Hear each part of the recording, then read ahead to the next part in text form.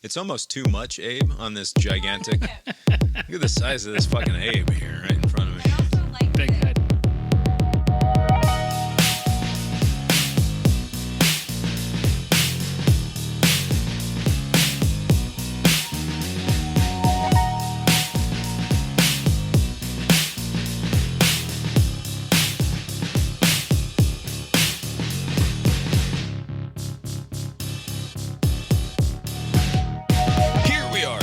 Cast Iron Brains, a small podcast with a surprisingly large carbon footprint. My name is Bob, sitting across the way from my good friend and co-host. That's Abe. How you doing tonight, Abe? Doing well, Bob. Yeah, here we are. Lori is here too. How you doing tonight, Lori? I'm very sad for Brock Bowers. Lori is very sad for Brock Bowers. Tonight is Tuesday, October 17th, 2023. Abe is returned from a trip abroad. He went out. That's right. Into the tumult of the wider world. I was concerned for him. He dismissed my concern, saying Mexico was fine, and he was immediately accosted by the National Police Force down there in Mexico, or maybe just some local fuzz.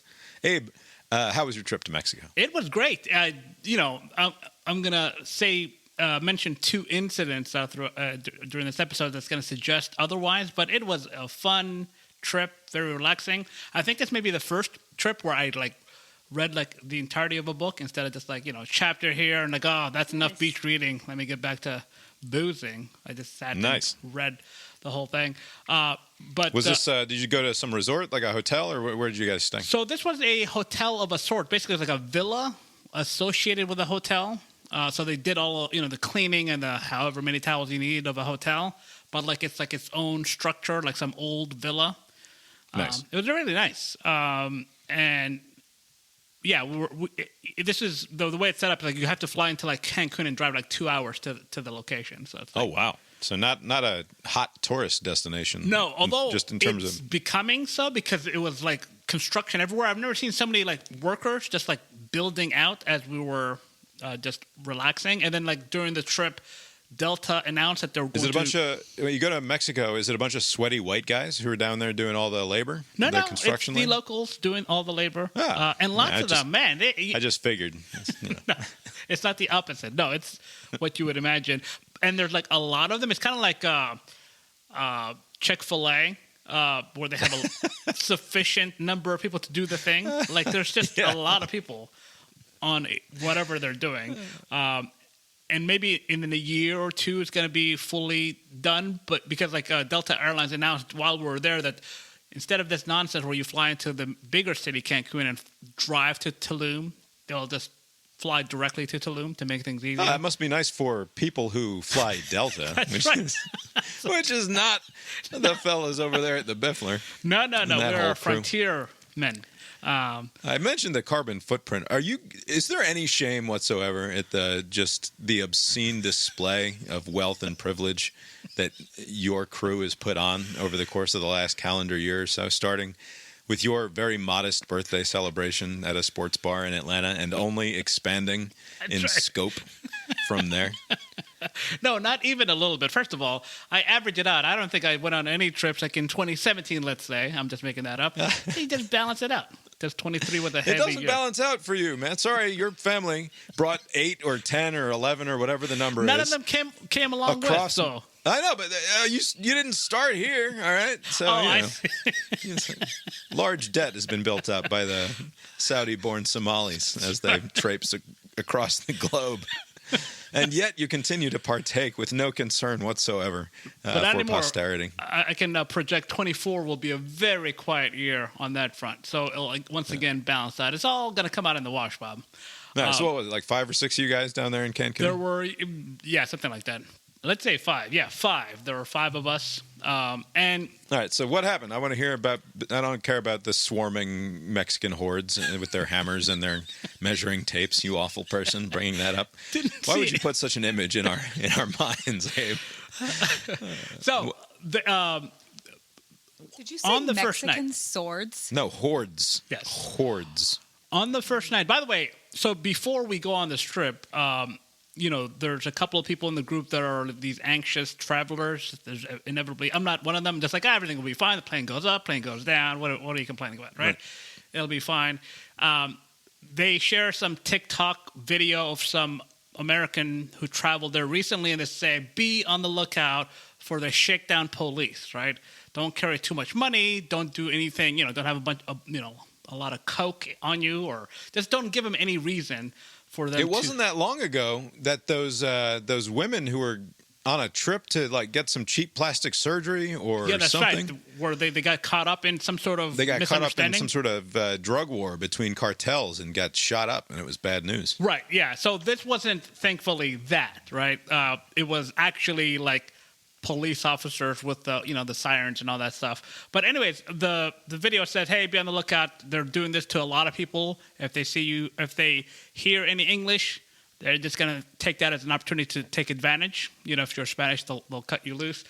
And I'm like, I'll be fine. That's not going to happen. On like the very first night, and exactly how they described it, I think it was almost like within an hour or two of how they described it, because they said it was like around 10 o'clock. We're heading back to our Airbnb. In our case, it was like maybe like a couple hours later, like around midnight, coming back to our villa hotel thing. Had you been out drinking, like sampling the local flavor? Yes, and we were going to do this anyways, but like especially because of that concern, the driver was like, "I'm just going to just not even like do a couple of drink a couple and then kind of tape." Not a perfecty sluber situation, but in fact, completely sober. Yes, and then no ridiculous. There are a lot of others who the passengers are. Drinking, like when they go to foreign places, they think, oh, the rules don't apply. Like, we didn't do anything like that. Oh, yes, like open container stuff or whatever. So nothing of the sort. We weren't expecting anything to come of it. But, like, right on cue, the cops pull us over, and they go through all the different, like, you did this wrong. Like, we weren't speeding. They said you were speeding. I'm like, no, we're not. They're like, okay, are they talking to you in English? It was in broken English, and one of our friends, Urpin, he took Spanish back in the day, and he still retained some of it. He's got like a memory. So only one of the five of you could speak any Spanish at all? Yes. That's shameful. You would have been no help. No, I wouldn't. I would have been very minimal help, but I took... I mean, if this were happening in like French Guiana or wherever, I probably would have been a little bit better off. But I'm just saying... how many of the five of you took Spanish for multiple years in school? I did not, and it wouldn't matter because that was like 20 plus years ago. I would have forgot immediately, yeah. But it was actually to our detriment. But wait, just hold on. How many of you speak a second language? I do not. I used to speak other languages. Yes, you fucking do, Abe. You speak Somalian. What do you speak with your parents? I speak other Somalian, and they'll say I don't speak it. Okay, but but you can communicate with your parents in more than just English, and in fact, you do. Correct? But they break it down. How many of you were there? 5? Yeah. So everybody speaks at least another language, right? Okay, so Bob doesn't get to sit here and say, "Oh, why don't any of you know Spanish?" They're all bilingual. Take that, Bob. Anyways, that wasn't an asset, as it turned out, because it's not like, oh, you speak shitty Spanish from your high school, and I'm going to cut you. I didn't mean that, like, they would let you off because the guy took some high school Spanish. Right. Yeah. So they, he gets, so they're doing the one cop is like doing the, hey, maybe, you're in trouble. Perhaps money will make the problem go away. Doing that. The other cop is like doing the laziest pat downs on all the other people. Like, he literally just patted, where my pockets are. Right. And then he like patted my back and like, very thorough. All right. He didn't say that, but like, it was just like, all right, what are you doing? Like, you're going through the motions of patting me down. You're not doing anything. Right. So the Spanish, Urpin's doing the communicating. We're just like, we're not going to react in any kind of way. If they say we did a thing. Who was the sober one? Was Urpin the sober one? Fareed. No, Fareed. So he's the sober one. He actually had to so he's the sober one. And he's saying, like, they say something, you're speeding, we say we don't, and they don't push, they're like, they're not going to give you like a speedometer or say, hey, Right. I clocked you, because they didn't clock us, right? Then they move on to something else. They said, like, your insurance is expired, like, and he's like, he countered with, I spoke to, in anticipation of this interaction, I spoke with the rental car company, and they said, you're all good. So they dropped that, and then they finally said, okay, well, we'll hold your license, and we'll keep it at the station, unless you give us 3,000 Mexican pesos, which is like, 160 some odd dollars American. Uh-huh. And he's like, no, we're not going to do that. Just you said the paper. I disagree with you, but you said something about the insurance. Just write us the ticket for that, and we'll dispute that. You're not getting 3,000 anything. I'll see you in court, motherfucker. Right. This is what you said. And then after, like, it was like maybe 10 minutes. Oh, by the way, I was kind of enjoying this because I was like, I've never been a part of a shakedown. This is great. Like, let's see how this plays out. I was a little under the influence also. So I was like, oh, look at this. You hear about this. This is the same person who got pulled over somewhere in the metro Atlanta area at some point. Fucking should not have been driving. Perfectly sober. Perfectly sober. And then just kind of told the cop, I'm not going to do that. What if not? What if I don't do the sobriety test? Yes, I asked him in that way, framed it. Well, what am I, and it worked out well also, although I don't do that anymore. So after like 10 minutes of whatever, and I was going to say this in my English to them. I was going to say, there's plenty, fish in the sea, fellas. There's a lot of other people to bother that are going to be scared of you. Just bother them. Cars. There's just, look at all the cars passing by with all the money that they have, perfectly willing to just hand to you. And the whole thing works on just like fear. Like, oh my God, I'm in a foreign place. Let me make the problem go away, just to kind of react in a certain way. Like, our whole strategy is like, don't react to anything they say. Just speak in a calm way, like, nope, that didn't happen. Just like, you should have said, man, we saw this on TikTok before we came here. I like the gag, but it's not going to work on us. Get the next guy. This just, yeah. We know the jig here, man. Move along. So anyway, eventually they cut us loose, and the rest of the weekend was fine. But it's just interesting that it just immediately happened, and I don't know what their strategy is. It seems like they're. You would think that if they did this as much as people said online that they do, it would hurt tourism at some point. I mean, not now because there are a lot of tourists there, but it just seems like a short-sighted strategy. Yeah, but how much is it going to hurt tourism if what it comes down to is you spent a week in a beautiful tropical paradise and at one point you got unlucky and had to fork over $200 to the local fuzz just to move along. I mean, it's not a pleasant experience, but like I think for some people it's just like, cost of doing business, and whatever. The next night, we because no one wanted to designate that next night, and we took like a taxi. And we saw, it wasn't necessarily those two cops, but there was another group of Americans getting pulled over, going through some sort of thing. We're thinking about this, screaming out like, don't fall for it. But we don't didn't. give them any money. So it's a thing. You're getting harassed.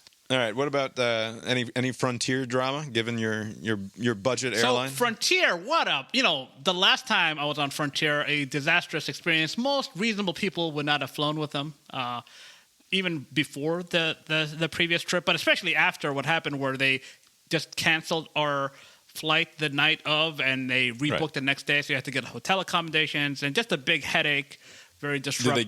They gave you like a $40 voucher or something. $40 that you had. So Frontier has a weird system to where you pay $200. Like if your ticket was $200, which is already cheap. If you look at the price breakdown, they only allot like $10 towards the fee and towards the ticket.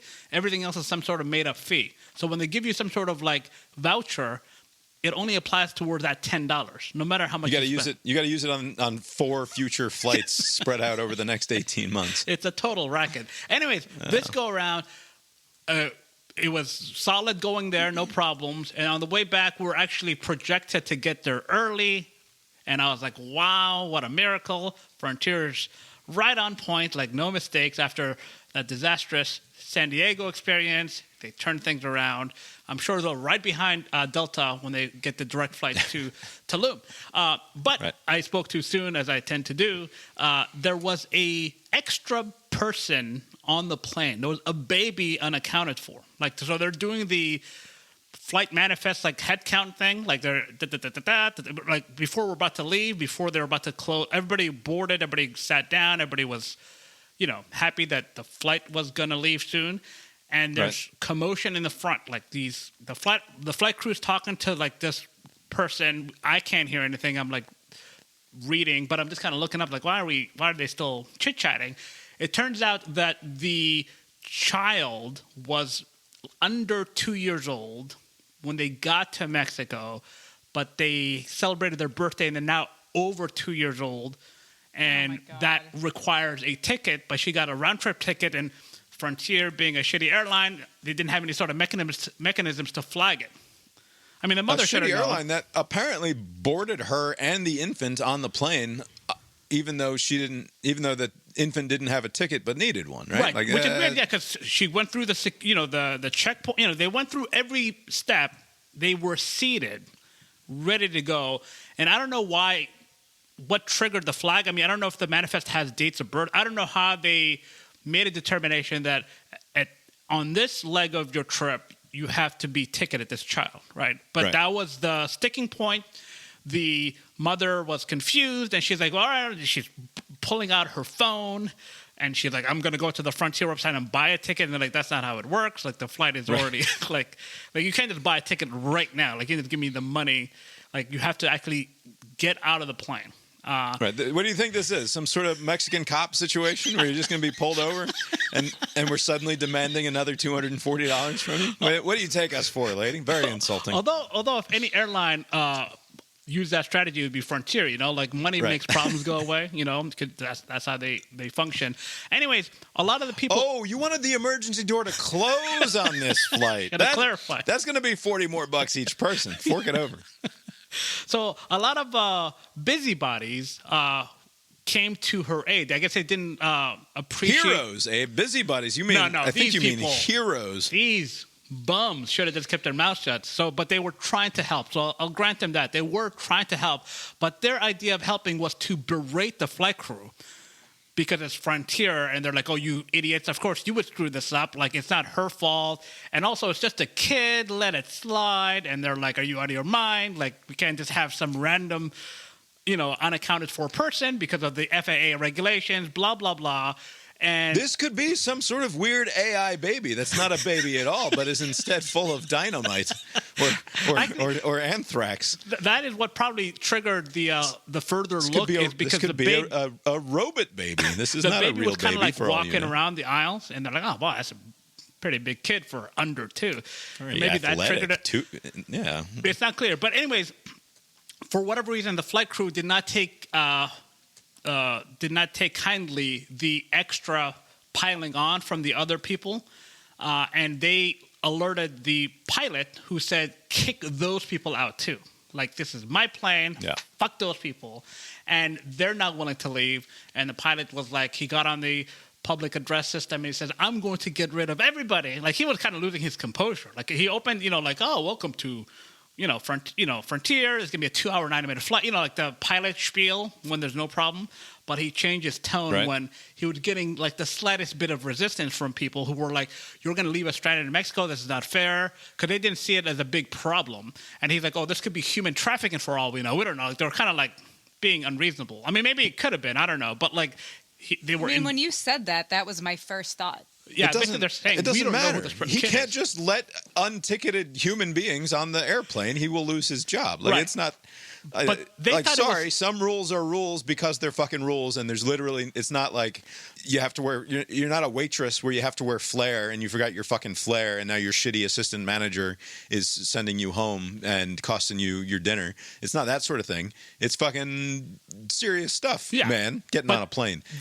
The people who were helping, the people you're lauding as being some sort of like great people, like they didn't know anything. The first they've heard about this was like 5 minutes earlier, and now they're like experts on like the rules. Like, just shut up. And now they are screwed because Frontier is not a very good airline, and now you, as a result, it's going to be graded as like a belligerent, passenger or something like that, right?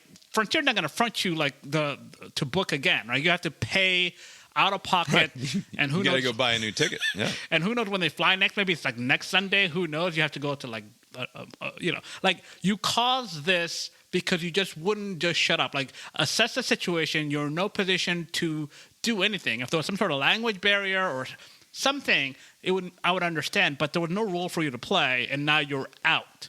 But anyway, it took like 90 minutes for all of this because the pilot kept on getting back on the public, the intercom or whatever, and he kept on saying, "I'm not joking. We're gonna all be stranded if you don't follow the rules." Back and forth, back and forth, back and forth. I think it just took a little while for those people to come to terms that they're screwed. There's no talking your way out of this, right? Right. And then finally, like 90 minutes later, they get out, and then So mom and baby and party presumably all get off the plane, and then also the heroes trying to save the day and convince the flight crew to just roll with the extra human. Also get kicked off the flight, and then you guys finally leave. Right, and the people that I was traveling with, they were sympathetic to these bozos, and I was like, why are you speaking? Just shut up. Like, you get what you get. Like, that was on you. There's no sympathy. No one gets any sympathy here whatsoever. I'm sorry. The bureaucracy and the rules are the correct winners in this scenario, and especially mom gets absolutely no sympathy for me whatsoever, because this is she tried to get one over on the fine people at Frontier. Right?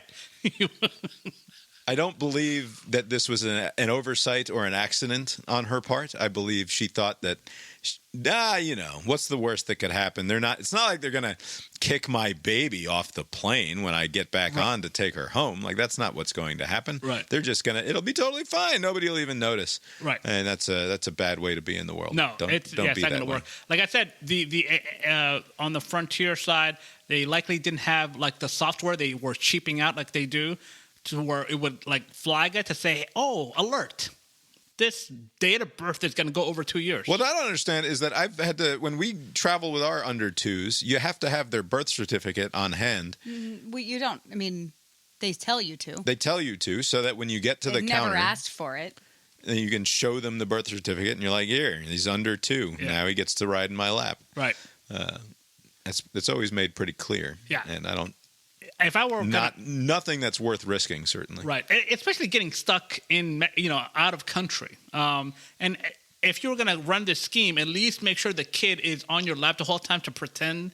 Because like the flight crew made it out of notice. They're thinking everybody else looked into this, but when the kid's just running around, you're like, damn, it's a big kid. Right. Like that. I mean, a lot of mistakes by the mother. Yeah, a lot of mistakes by the mother. That's a standard issue take from our podcast, I think, in general. Anytime we're talking. There was no father to pin this blame on, so.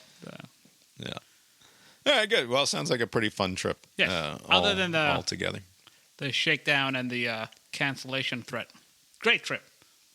Oh, good. I don't think we have any anecdotes worth sharing, so we will just get into the news of the week. Let's first discuss from this evening, or late this afternoon, perhaps.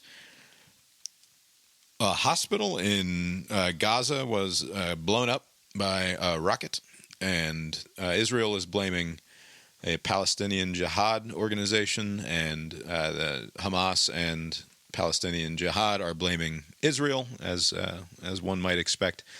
If this was an actual military target of Israel's, I think that they would probably happily own it. Well, they wouldn't be happy about it because, I mean, this is basically like a worst-case scenario. Like, there's no military purpose to strike the hospital, so they wouldn't want that to be the story. Right, but if there had been a military purpose to strike this particular hospital, which wouldn't be completely insane, as Hamas has been known to put weapons caches and communications facilities and other military capabilities in points of civilian interest, specifically to allow for this sort of thing to, should it unfold, be egg on the faces of the Israelis. And maybe it's a misfired Israeli rocket and they didn't intend to do it, and now they're trying to blame a Palestinian organization instead. But who knows? Who knows what the actual fact of the situation is, but one imagines that this is a sort of early, hopefully, and not hopefully, but given that the scope of this conflict is likely only going to expand over the course of the next short to medium while, this could be an early point of interest in this conflict in terms of like something that doesn't go away. You mean like If the doubt as 500 to who launched the rocket? Right. I don't know that is Hamas ever going to acknowledge that it either accidentally or on purpose blew up a hospital in Gaza? No, of course not. And is Israel ever going to acknowledge that they blew up a hospital in Gaza when either by accident or on purpose? Maybe they would. Outside of the fog of the immediate conflict, on the long run, they could say, yes, a horrible mistake was made, or a terrible bad luck, accidental malfunction happened in this guidance system, and we blew up a fucking hospital, and it was a mistake. Maybe I could see that happening, but probably not. Neither side is going to acknowledge that they did this, and both sides will continue to blame the other for it, and it's enough of a big fucking deal that neither is going to let it go. I don't think it will become a big talking point here in the immediate future. Right. That's the sort of thing that's entirely predictable. And what I was sort of getting at last week is that this is going to be bad all around. And I mean, that's not any great insight or anything like that. But right here at the relative beginning of this conflict, for something like this to happen does not bode well for what's coming over the course of the next couple of months, certainly. Right. And this is, so this happened the day that we're recording, and I'm sure more information will come to light later this week. But, the early reports are somewhere around 500 people have been killed. I mean, that's like a big number, right? Like a hospital of like patients and civilians and doctors and all that stuff. I imagine that this was not intentional on either side, right? Like, because it doesn't make sense for Hamas to intentionally do this, even though they can benefit somewhat from the look at the cruelty of Israel. And I can't imagine. It doesn't make sense. Well, to be fair, it doesn't make sense for Hamas to have done the entire thing in the first place. Like, I'm still trying to come to terms with understanding. Yes. If this wasn't an op sort of masterminded by Iran, which let's assume that it's not for the sake of argument, what is the rationale behind Hamas deciding that they're going to go forward at this time with this act, with this huge, and again, like the scope of it, I guess I don't know how to understand it or how to explain it, but it's a huge fucking thing that happened, and it's weird to me to do the math on like the relative number of people killed and injured, like in a country of 8 or 9 million people, right? So if adjusted for population, yeah. Yeah. Right. If you do that sort of weird math and you end up with tens of thousands of casualties in an American type of situation, it's not that. Like, there's no, I don't think that that's useful, but it was a fucking awful thing that happened. And it's not the way that I felt about it last Sunday, as I've already said on the show before. Just seeing the headlines and briefly reading about it, the way that it was presented to me initially, or at least the way that I took it in, was, it's more of this fucking Israel versus Palestine bullshit going on over there. No, this is different. This is much, much worse. Yeah, the scale of it, because they've more information has come out since the last time we recorded, and like there were like thousands of people that broke through many different points, through the border. And I think I said last week it was like a catastrophic intelligence failure, and that seems to still be true, because I still haven't read anything to explain how they were able to go through so many different points and attack people without any help. There was a 60-minute segment where there was like, it was kind of this heroic story of like the father, the grandfather like came to the rescue of his kid and his grandchildren, and there was like hours upon hours upon hours where there was no help. Like their version of 911 wasn't yielding any sort of help. Like you're basically kind of on your own if you're in those areas for many hours. So that is also another like how did that happen? But yeah, as far as the scope, yeah, you're right. I mean, when we were recording last week, it was clear that something terrible has happened, because the way they were describing it was Israel's 9/11, all of those, and the way that countries, like the U.S. and others, were saying we're not gonna tell Israel to exercise restraint. The way that they were describing it sounded like this was a very big thing. Right. But yeah, regarding the hospital incident, I imagine that the side that didn't do it would hope for some sort of evidence, some sort of video evidence. I mean, there's a lot of cameras pointed towards Gaza right now, right? All these different media outlets around the world are there. Other interested parties are there. So if there's some sort of footage that shows that it came from here and something happened with the thing and then it fell, some sort of accidental whatever, then that would put the issue to rest, like some sort of accident. Right. And I don't have any idea, is Israel currently capable or even willing to, are they tracking all of the strikes that they're intending to do? Is it possible that a forensic investigation into this would yield a definitive result? I don't know. Right. And in the moment, it seems unlikely that it will. I also don't think it matters one way. I mean, obviously the 500 dead, they're dead. It doesn't fucking matter, I guess. It does make Biden's trip. Biden is expected to be in Israel tomorrow, and there's some perhaps reason to believe that part of the reason that Israel, after threatening like last Thursday or something, I think it was Thursday that they first announced that you have 24 hours to leave this part of Gaza and head south and get the fuck on out of there because we won't guarantee your safety or anything like that because we're going to have a ground invasion. And that was before the weekend, certainly. And then nothing has happened on that front since then. So either they've changed their mind or it was sort of an idle threat of some sort. But with Biden coming in on Wednesday to meet with Israeli authorities and, of course, Bibi and the other guy who formed a coalition government of sorts in a sort of emergency situation.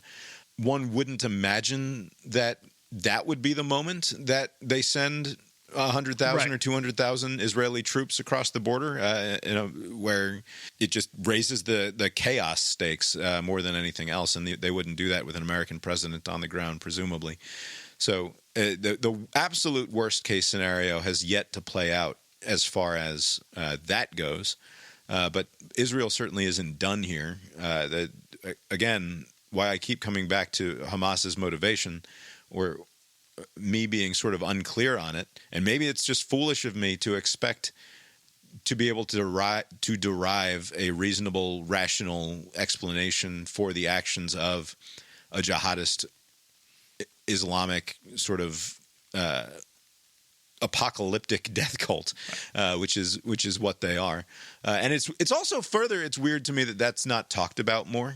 It seems like 10 or 15 years ago, there would have been much less unease about talking about this for what it is at its core, which, if you want to say it's a response to political oppression, I think you're fucking crazy.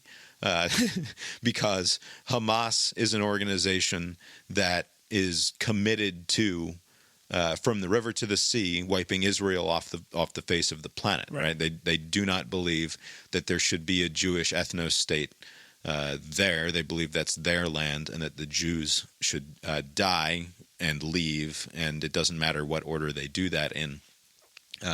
They are an Islamist terrorist organization intent on murder, and if you cannot acknowledge that because you're worried that people will misinterpret that as a condemnation of all Muslims or all of the Palestinians who are Muslim, then that's on you as a failure to communicate what it is that you actually believe or will acknowledge about the world. Right. Now, it seems like there's less of an acknowledgement of that than there should be. On that point, okay, so the news channels and the programs that I've watched, they have driven that point home, right? Like, the Sunday talk shows, they've characterized Hamas as like a terrorist group that's hell-bent on destroying Israel. The president has kind of repeated that. Actually, there was he gave a speech in front of Human Rights Watch or some human group, and he kind of was trying to do what Hamas did is terrible, and I'm sympathetic to the Palestinians who have nothing to do with this, who are in harm's way. And the first part kind of got muted, like okay, I guess that's a thing to say. It sucked what happened to Israel, but there was no like reaction. But when he said the second part, there was like applause, right? So it seemed like the Right. audience seemed to have a view of things. But like when it comes to the administration, the politicians on both sides, 60 Minutes, the new like everywhere, it seems like they're kind of on the same page. So are there other outlets that are not taking that approach with how they're covering it? I mean, maybe to some extent it's nut picking, but I have seen a lot among the sort of new. I mean, you call it the dirtbag left to some extent. Anybody associated with the Democratic Socialists of America, anything coming those out kind of groups. By the way, did you coin this new term, nut picking? Nut picking? Like Nut picking the picking, where nuts, like picking up. Right, you're going through and finding the crazies in the group because they stand out. Pastime I of didn't Bob's. make that up. I'm sure I don't know where I picked it up. I No, picked but it up that's from going to somewhere. catch on, yeah. Yeah, it's going to be this podcast that popularizes it. But, so you're saying that there have been certain groups and the, and they usually are of that element, right? It's not. There's a headline on Slate today that says how did Gaza how Gaza became an open air prison, right? Now, the notion that Gaza is an open air prison is highly debatable statement to make in the first place, right? But to some extent, the conversation around this has changed a great deal. I forget where I read this today, but maybe it was the Derek Thompson podcast. I forget what they call it, but there's Derek Thompson hosts a podcast in the Ringer Network. Plain English, he calls it. And he had a conversation today, I think, or yesterday, with Peter Beinart of the New York Times, who's a Jewish fella who has written about this issue a great deal over the last 20 years. And they were talking about the way that the conversation has changed with regards to the Israel-Palestine conflict. 15 years ago, Jimmy Carter comes out with a book that identifies Israel as an apartheid state in the title or the Peace, subtitle not of his apartheid, book. right? Right, peace, not apartheid.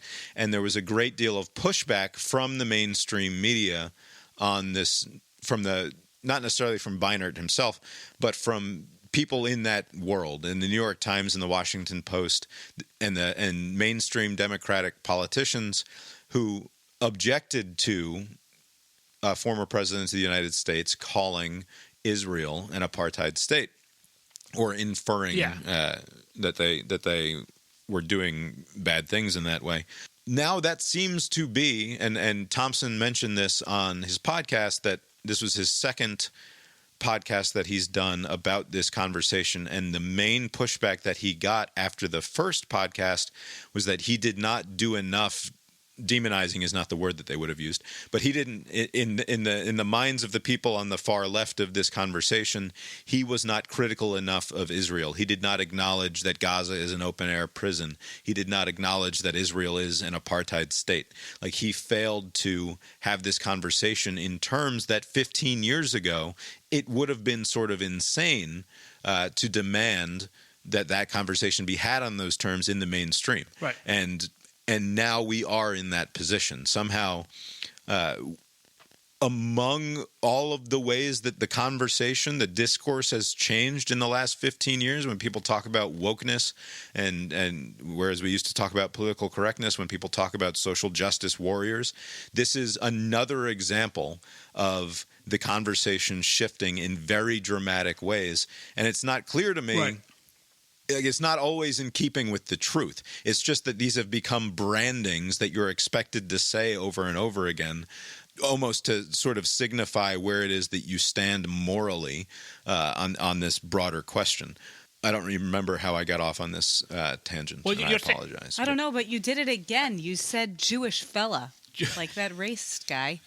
And Jerry Maguire. Why do you do that? I call everybody fellas. It's fine. No, you only call minorities that. I say white fella all the time. No, you don't. You did just now. I don't know if it was your favorite new moderator of Meet the Press or another one of the Sunday morning shows, but there was some poll that they looked at that said there had been a considerable drop in support for Israel on the left. Like, it was like right. a 15-point drop or something over just like 10 years. and it's not clear like what happened. What's happened in the last 10 years that's any different? Like, Bibi's second sort of go of it since 2009 or so is what happened. Right? So you think it's like that? Like, the right wing government of Bibi is what pushed. Yeah, the conservative hardliners led by Bibi Netanyahu have been in charge there since the failure, since the end of the Second Intifada, right? Because you have the failure. Again, my history on this is not perfect, so forgive me. But basically, you have a failure of the Clinton peace process to get it. Because first there's the Norway stuff that doesn't work out. Then there's the Clinton stuff that doesn't work out. And then you have 5 or 6 years of terrorist attacks going on, at which point Israel eventually pulls out entirely of Gaza and says, we're not going to bother with you fuckers anymore, right? And then since then, that is the moment at which people started calling it an open-air prison. That is the moment at which people decided that Israel is an apartheid state. And that's what's changed, is that the conservative hardliners in Israel said, we're not mucking about with this so-called peace process anymore, because this is a group of people who don't bring good faith to the conversation, right? We offered them the best deal that we could possibly manage it, and Arafat said no, and the result was 6 years of awful terrorism and bombings, and we're just not going to deal with it any longer. And now here we are in 2023. So I can see how that would maybe bring the polling showing their support down some, but like the sometimes like mealy mouthed like response to like what Hamas did, like it seems like odd that wouldn't be like an unequivocal like that's just fucked mealy up. mouth nothing. There's some crazy fucking footage out there of protests happening in New York City and that's crazy. Yeah, because campus protests, right? The sort of country over where people are. I mean, we mentioned last week the Black Lives Matter Chicago organization posting the paratrooper with the Palestinian flag and saying "I stand with Palestine," celebrating. Like there were people who were giving speeches. They played it on. I heard it on 2 or 3 or 4 different podcasts this week. A rally in New York City, I believe, with a guy reveling in the deaths of 260 hipsters, right? He's like, apparently the Hamas went in there and they shot up a bunch of the fucking youthful hipsters, and he was like glad about it. And I know, again, maybe it's nitpicking, maybe that's the problem, but there's even in the mainstream discourse, as you're suggesting, there's a deference to the underlying virtue of the Hamas cause, if you understand the Hamas cause to be the liberation of the Palestinian people, that I don't think you would have gotten 15 years ago. Right. I think you're right about that. Yeah, and maybe more will come of it and people will explain their positions. Does it have anything to do with, the Nation of Islam? No, probably not. Although there's some interesting congruities between the things that, because like the Black Lives Matter people seem to be I wonder. Yeah, but it's not just pretty coming from them, right? anti-Israel, and then also Nation of Islam is a thing. right? Well, what like Louis Farrakhan and Hamas would have in common is that they both believe that European Jews are interlopers, that they're fake Jews, that they have no business being in Israel, that they have no business claiming a Jewish or Semitic identity because they are European, right? I mean, this gets into weird fucking stuff very, very quickly, which makes me uncomfortable to talk about. But you can steer away. Yeah, but I do think, and maybe we steer into the skid in the moment here, actually. No. Lori mentioned... No. What did I mention? That she didn't want to talk about... She didn't want to give her opinions on this conversation last week because they're unpopular opinions. And because my mother listens to the show. Yeah, sure. The way that I want to frame the conversation here briefly And we're not going to solve the Israel-Palestine problem, obviously. But Certainly not with that attitude. can Israel be because Israel is an ethno-religious state, right? They're sort of that's not an opinion. That's who they are, right? There are different sorts of Jews there, but ultimately this is a Jewish homeland for the Jewish people. It's both an ethnic issue and also a religious one, and it's not just the Semitic people of that region, the sort of Araby types who happen to be Jews, but also European Jewry, right? They all came home. The Zionist project, the project of Zionism, was to have a Jewish homeland that reflected their ancestral heritage to some extent, right? That the land itself actually matters, that this is where they ultimately came from if you trace them back. Right. And if you want to call them colonizers, to some extent, maybe that's true, because they did displace a great number of Arabs when they went in there and established the Jewish state. That was part of the project. They had to get rid of all of the locals in order to establish the Jewish state. Can there exist in that region an ethnic Jewish state in the form of Israel that does not experience this sort of problems of warring with their neighbors? And if not, if the ethnic Jewish state as a modern democracy, so-called, cannot exist there, then what the fuck are we doing? Right. Well, I mean, it's existing there now, right? I mean, what I find odd is the imagining a different world. Like I always think, like you just have to kind of live and work through the problems in the life that we're in. So now. then, what do we do with the Palestinians? Work through the problems. What do we do with the Palestinians? So right now there are 2 million people in Israel. This is all obviously just rough in numbers. Gaza, right? There's more in the West Bank. No, right. But like in Israel now, like so, even when you talk about Israel as this sort of ethnic state, if you want to call it an apartheid state, you can't exactly, because there are in fact people who live in Israel who are not Jewish, who are Arab, who are Muslim, who are Palestinian, though they don't live in the West Bank or in Gaza, who have civil rights. Now, the people in Gaza don't have those civil rights. They are excluded. They sort of exist at the pleasure, all right? Like Gaza exists at the pleasure of Israel, largely behind a wall, and they have no recourse against the government. And to some extent, even the people who live inside Israel who have civil rights, who are permitted to vote, there's not a scenario in which enough people vote the Jews out where it's acceptable for the Jewish state, for Israel to be run by Arabs or to be run by Muslims, right? That's a sort of unthinkable proposition, right. Okay?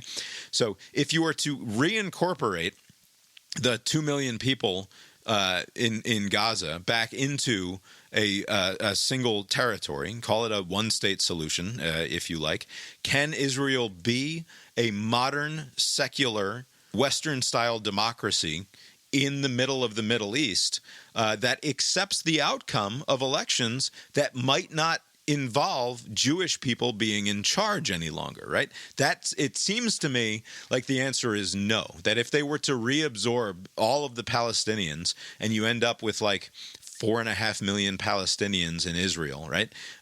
In a voting bloc against whatever the number is, 4, 5, 6 million Jews in Israel. Like you're going to end up with weird scenarios where, but like fucking Muslims and Palestinians have political power. They run a couple of cities or something, right? Like they have. And the two need to get along in order for it to function. I don't think that the Zionists would tolerate that sort of thing.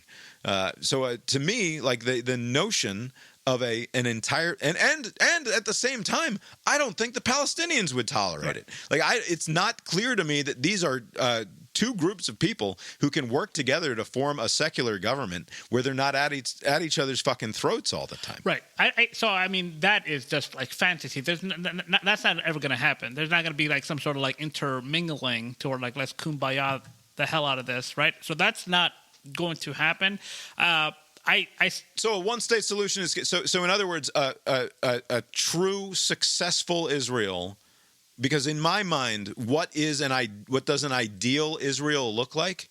It is a modern, secular, Western-style democracy that reintegrates all of the people who have been displaced. You knock down the wall in the between Israel and Gaza. You reintegrate all of the Palestinians, and you give them civil rights. You give them all of the rights that are granted to the Israeli people are for anybody who lives in the country. Right? That you become a Western-style democracy. That's sort of the ideal Fantasyland version of Israel, where they exist above the fray of the fucking bullshit religious entanglements that go on in the region otherwise. I think it's impossible. It's totally impossible because, first of all, how okay, so given that, then what then? Right. What instead? So the way I see it, there are three options, right? One is the status quo, whatever's happening now where Israel controls the part that they control, and you have these two regions, Gaza and the West Bank, and that's the way it is, and nothing, there's no path forward for a Palestinian state. The second scenario is, some new authority, once Hamas is kind of rooted out, which it's not going to be rooted out completely, but let's say that government, the government functions that they serve, because they do the terrorist stuff mostly, and then like very barely they do government stuff, right?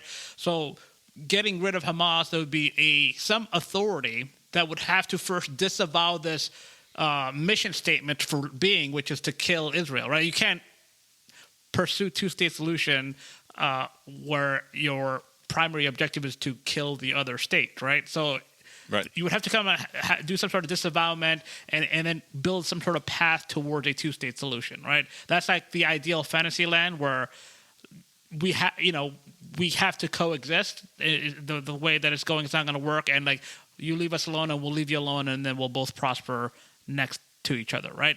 That's the best case scenario that's seeming unlikely by the day. And then the third option would be not status quo, but like Israel just continuing to kind of just say like, we need to encroach further because this is not tenable to just have people just lobbing stuff at us forever. Get it to where like it's like the pain of being there in the West Bank and Gaza, to where like Egypt will have to absorb some Palestinians, which have done in the past. Jordan doing the same, which they've also done to poor outcomes for them. There was an assassination as a result of taking on Palestinians. But like something to where like, hey, the Arab world, you keep on talking Palestinians up. Here you are, take them on. All of this is Israel. That's the only way to ensure security. There's a back door out of Gaza, and it's through Egypt. Yeah, the back door is closed. Yes. Right, but Egypt has decided that door is just as closed as the front door is. Right. That why isn't there a great deal? I mean, to some extent, why isn't there just as much outrage at the Egyptians for not opening the back door as there is at the Israelis for kicking down the front door? If that's ultimately what's going to happen here in the next couple of weeks.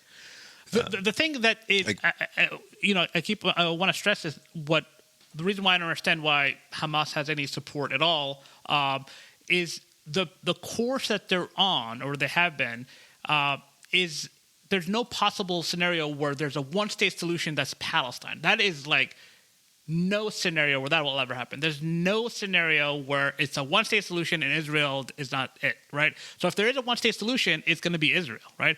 So your best bet is to pursue a two-state solution.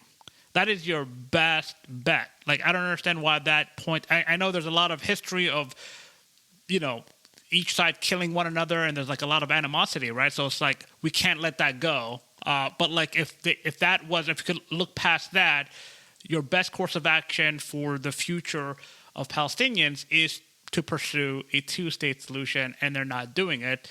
And I just don't get that.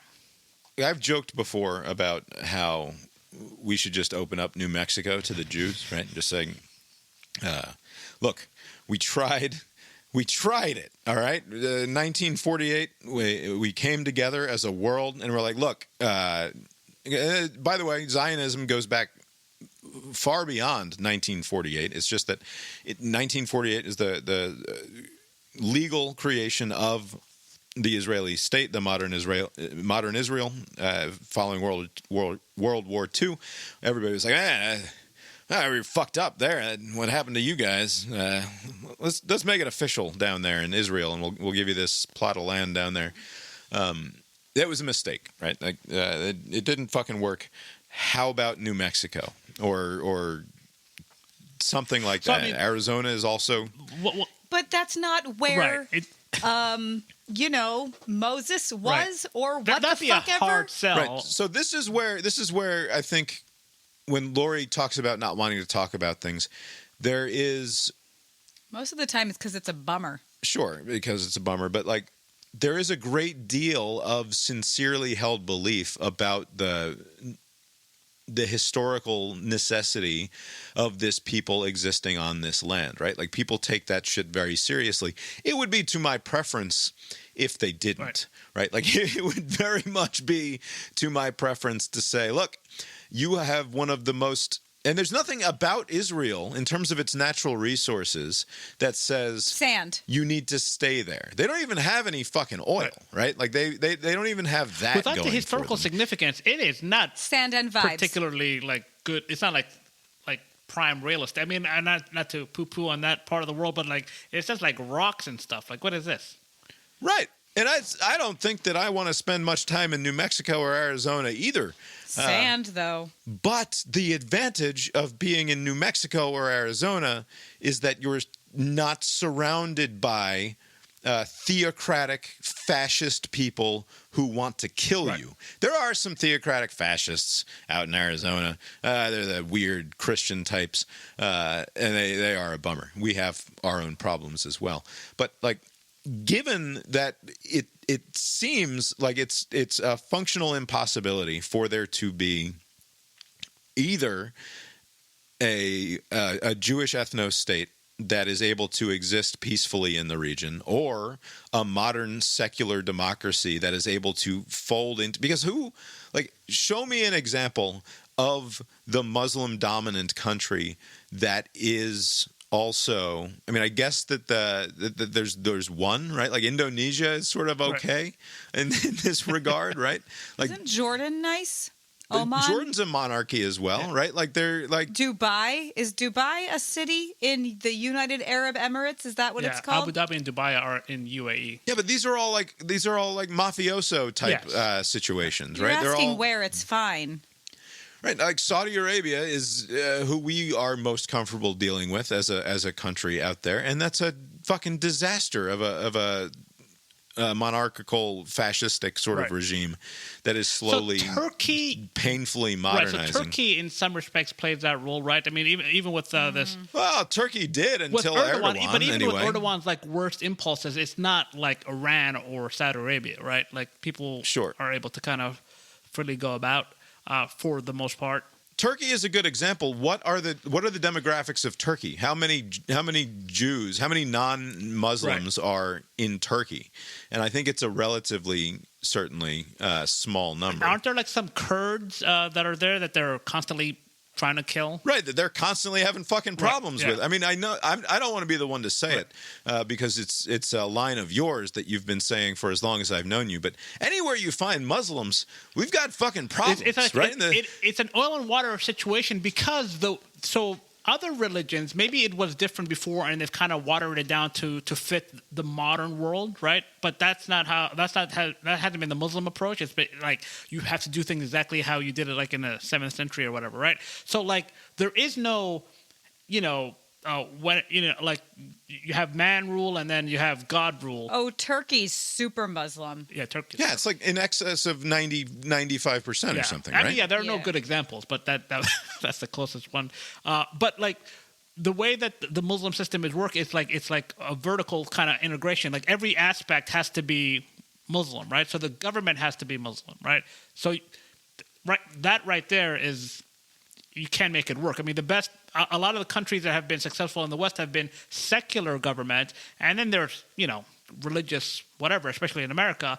But the government itself is secular, and on paper you could be whatever and be here and have no impact on your experience, or it shouldn't, right? Here. But there, the rules are set up in such a way where religious people, Muslim people, you have to abide by such and such, and then for the people that are tolerated, the non-Muslims, which they do, like in Egypt there are Christians, Iraq there were Christians. There are these minority groups that are tolerated. But but not minorities the way that we think of them in this country, where black people make up 13 or 14, 15% of the population. Hispanics make up what? Like a little more than that, yeah. Right, like it's a huge number. As we've discussed, the demographics of this country have shifted hugely just in our lifetimes alone. Right, I mean minority. I mean like religious. We're minorities. talking about tiny minorities of people. There are 100,000 Christians estimated in Iran, for example. Like it's functionally none people. It's a rounding error of a number of people who are permitted to exist who are not Muslim. Right. And I don't know what that means. I don't know what, and I don't know how you can expect, like, what is the hope for Israel 10 or 15 years down the line? What is the best case scenario? And I like, barring the end of the Iranian Revolution, right? Barring sort of the fall of the Iranian government and regime change there, where your best case scenario is a Saudi Arabia type situation where some fucking ruling family takes over instead of the more hardcore Islamist types. And I don't even know how sincere the Iranian Revolution types are at this point. I don't know how it seems like they're still pretty sincere. They're still funneling a lot of money to these groups.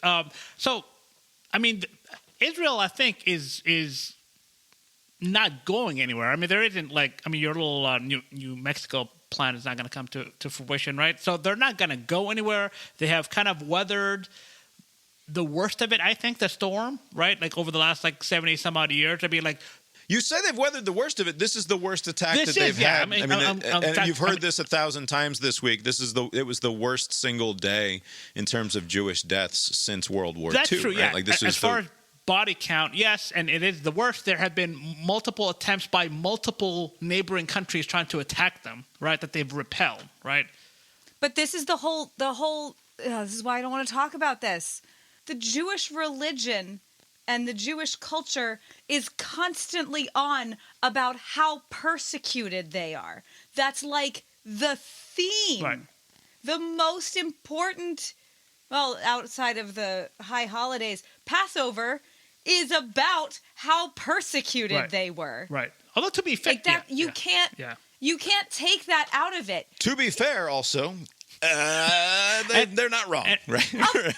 I know, but you can't say, "Hey, you guys, what do you want? You want to stop being persecuted?" They don't. That's the point. Right. Although I would imagine but come to America. Come to New Mexico and be persecuted. Then they won't be persecuted. They will still be enough. persecuted. We will get Tree of Life every once in a while. The fucking crazy Trump supporter will go shoot up a synagogue from time to time. You could still feel real bad about yourselves over here. It'll be so much better. And again, I can't stress this enough. There's nothing special about that plot of land in terms of the natural resources that you're able to extract from it relative to what you could get out of Arizona or New Mexico. Right. I don't love those places, but also we've never been to those places. Right. They might be great. But one of the one of the arguments that I've read where if Iran is playing a direct role beyond what they already do, is to disrupt the normalization between Israel and Saudi Arabia, right? So currently, the last however long, those two countries, with the U.S. and Qatar or some other random countries playing a role also, trying to normalize relations between these two countries that are typically at each other's necks because of the religious dynamic. The reason why I said that, they have kind of weathered the worst of it is because they are on the path to normalization, right? During Trump's administration, there were a few countries that were okay, fine, we'll look the other way.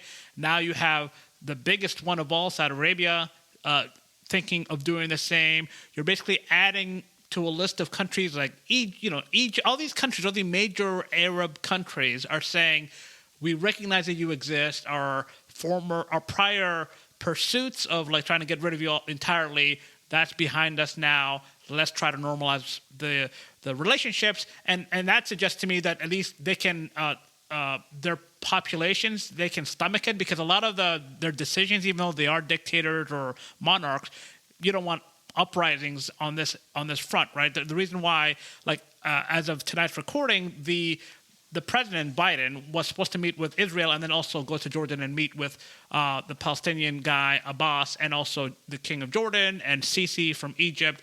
All of those things are now canceled. That leg of the trip are canceled because the initial read, at least in those countries, is that the hospital attack was caused by Israel, right? So now those countries can be seen to be speaking to the United States president, who has sided 100% with Israel, if the population is going to be outraged by 500 people getting killed by Israel, right? So, like, the reason why I point that out is that if the Saudi Arabia and other countries are okay with normalizing it, that they made a calculation that we can sell this to our people, right?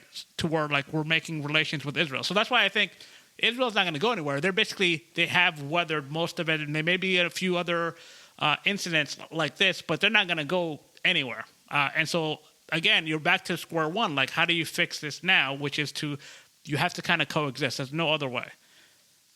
But there is no coexisting, right? I mean, when you say you... Right, there's no coexisting, so the status quo is to the detriment of all the Palestinian people. So how much longer how many more generations of Palestinians are going to live in squalor, right? I mean, at some point, you have to say, this is not working. You haven't gained an inch. You're losing ground by the decades, right? So this is madness. Like, what do you think is going to happen? Right.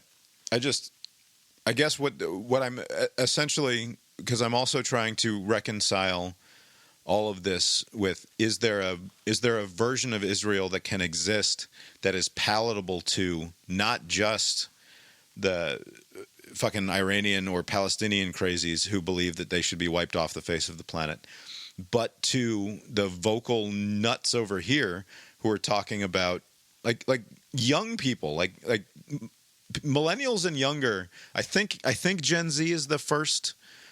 I forget the data download numbers precisely, but like young people don't side with Israel, right? Like right. they're the first one to dip below on the approval rating scale. Right. It's upside down below 50% in terms of their support for Israel. What does that? How do you fix that?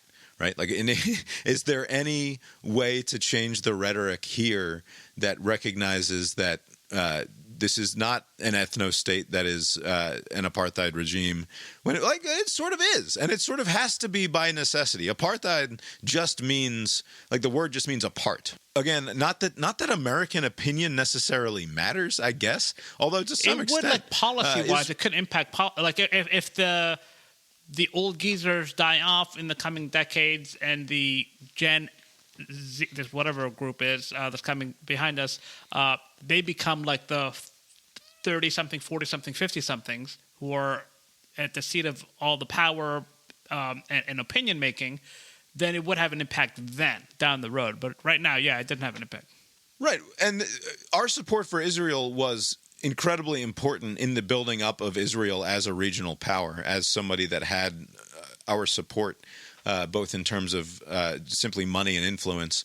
It mattered a lot over the course of the last 75 years. They are now such a relatively rich and modern nation, right, that probably our support means less than it ever has in the past, just in terms of their ability to go on surviving, whether there are 40% of Americans who fucking care one way or another or not.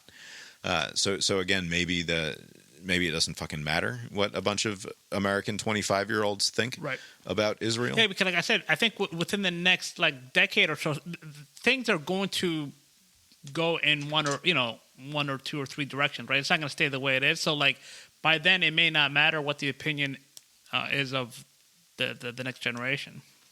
Yeah, it's so punishing to my sort of idealistic worldview about human flourishing, in terms of like I think there should be fucking free people who elect their own leaders and live in secular modern, like the ideal secular modern future of the globe seems to be in complete opposition in the Arab world, right? Like there's just not a lot of that coming from, certainly from out of the governments and leadership of the Arab world. Like, no, actually, everything is fine the way that it is, and people should just be Muslim, and then they will flourish in that way.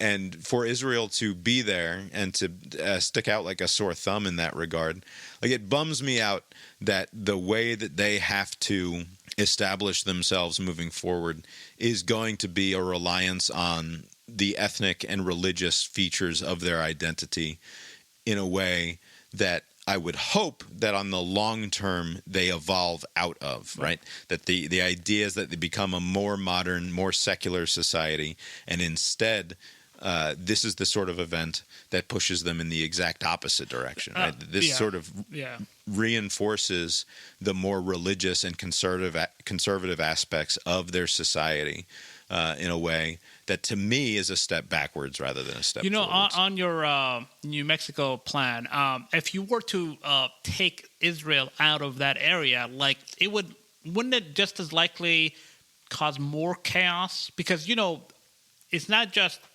Muslim society versus non-Muslim society. It's like one type of Muslim society against another. I mean, Iran and Iraq went to war for like almost a decade in the 80s, hated each other because one, Sunni, Shia, whatever. Same thing with Saudi Arabia and a lot of the Sunni countries versus Iran. Because there are two different types of Muslim, right? So like if Israel was gone, like the boogeyman that everybody can kind of like rally around to kind of like, oh yeah, at least, those Israelis are doing a thing, right? If you don't have a thing like that to point to, then it's just you're pointing at each other, right? Wouldn't it just cause even more, it wouldn't like be more stable. Like they're just going to point at each other like, let's just start killing each other, or at least let's start to undermine each other. The point, though, is that like it commands the world's attention because Israel is there, right? To some extent, that and the oil, right? Because it disrupts the price. Sure, the oil, but to some extent, like we'll just deal with whoever is capable enough to put the oil in the fucking barrels and put them on the ships for us to buy, and we'll wash our hands of you otherwise, right? Like you can have your stupid, petty, internecine squabbles, and it doesn't fucking matter to us, you crazy Muslims. But then you can also have, you could have that. But because Israel is there, it fucking does, right? Like it becomes this big fucking thing. And again, like I don't know. I'm not trying to. It sounds, I suppose, there are a number of sentences I've said tonight that people will say fucking Islamophobic piece of shit or whatever. I'm not that, so whatever. It doesn't matter to me. Not an obstacle for that criticism. That's right. It doesn't. Exactly. I just don't know if you're designing the world. Like, if we were to start over, would you do it again? So would you put it? It's pointless. Again, I think I know that it's fucking pointless, Abe. But it's equally completely implausible to imagine it. Sort of what you're implying is a one-state solution. No, my thing is a two-state solution if both parties are willing to accept it, right? But they're not. Right. A two-state solution requires a legitimate Palestinian authority to step up and say, "Okay, we'll accept." And like they have to accept a raw deal to some extent, they're right? in the because raw deal to them, now. That's what I'm saying. Any deal is a raw deal. No, but no. I'm saying this is the raw deal. The other thing is just like you can't stomach, right? Not a raw deal. You'll be able to just kind of live like a normal country, right? But you just, those fucking people are still there, right? That's you can't get over that. Like they shouldn't be here in the first place. A lot of the arguments, a lot of the grievance is like, why should we have to accept this thing? Like we were here before they were there, or whatever the argument is, right? But like the reason why I say you need to ground everything in, like start from where you are. There's too much. Wouldn't it be nice if this thing existed? A lot of the reasons why these like people in Palestine are against any sort of two-state solution, like in the late 40s, in the 60s, and beyond, has been like it shouldn't be like this in the first place. There shouldn't be a two-state solution, right? So they're in this like alternate world where there isn't an Israel, right? But you can't operate an alternate under that world, right? An alternate world where European Jews never came back, right? Essentially. And also, by the way, on that point, even after all that happened to Jewish people in Europe during the Second War, right? A lot of those countries still didn't want the Jewish people to be there, right? So, like, it kind of served two purposes, like you were saying, the Zionist plan to kind of recreate Israel, and also it solves a problem for all those other countries saying, "Oh, we don't want them here," so that's a great solution. And fuck the Palestinians, right? Because like, who cares about them, right? So like, it kind of solved a problem for a lot of European countries and also America, who also had some issues with getting more Jewish people to come to this country. So like, you just kind of, I would just say, just start from where you are and find solutions from here. Ground yourself here. It's an academic exercise, anything else. Like, it's a pointless exercise. Start from here and go to some sort of solution that works. Everything else is just a waste of time. Yeah, sure. Also, I think if you went back to 1948 and you could say, how about New Mexico?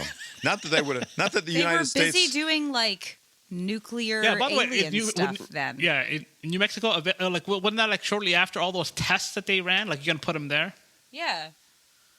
I mean, do you want to be in the Middle Weird East? how Or you want to have that like one state over the others? You want to have cool X-Men children, like weird mutants who have powers and stuff. I think you decide, Jews. New Mexico is crummy. Like, one of the better states. All right, what are we looking at here? North Carolina. North Carolina, Jesus Christ! Nobody wants North Carolina. It's a nice state. The western part, especially. The point is, it's not a crazy change of scenery, right? I mean, it's desert. Right, but you know that's Israel's the a point. lot of ocean and sea. The only way your strategy would work is if you had everybody have a lobotomy. Like, to forget just close your eyes, and then the terrain is similar. Yeah, and if you can do that, just do that to everybody. There are like asshole crazy Christian Americans who are like building the ark and stuff out in the middle of nowhere, right? How's that going, by the way? We've got creationist museums and stuff. Like, just rebuild the fucking third temple or whatever numbered temple we're on out there in the desert, and tell them that it's just the magnetic poles of the earth flip every couple of thousand years or something like that. It's basically Israel, if you understand it from a certain point of view. Yes. I mean, the fucking Mormons think that they're like somehow like that Jesus walked on America at some point, right? People believe crazy shit here. They don't think that, they believe that. There's a difference. Don't belittle their beliefs.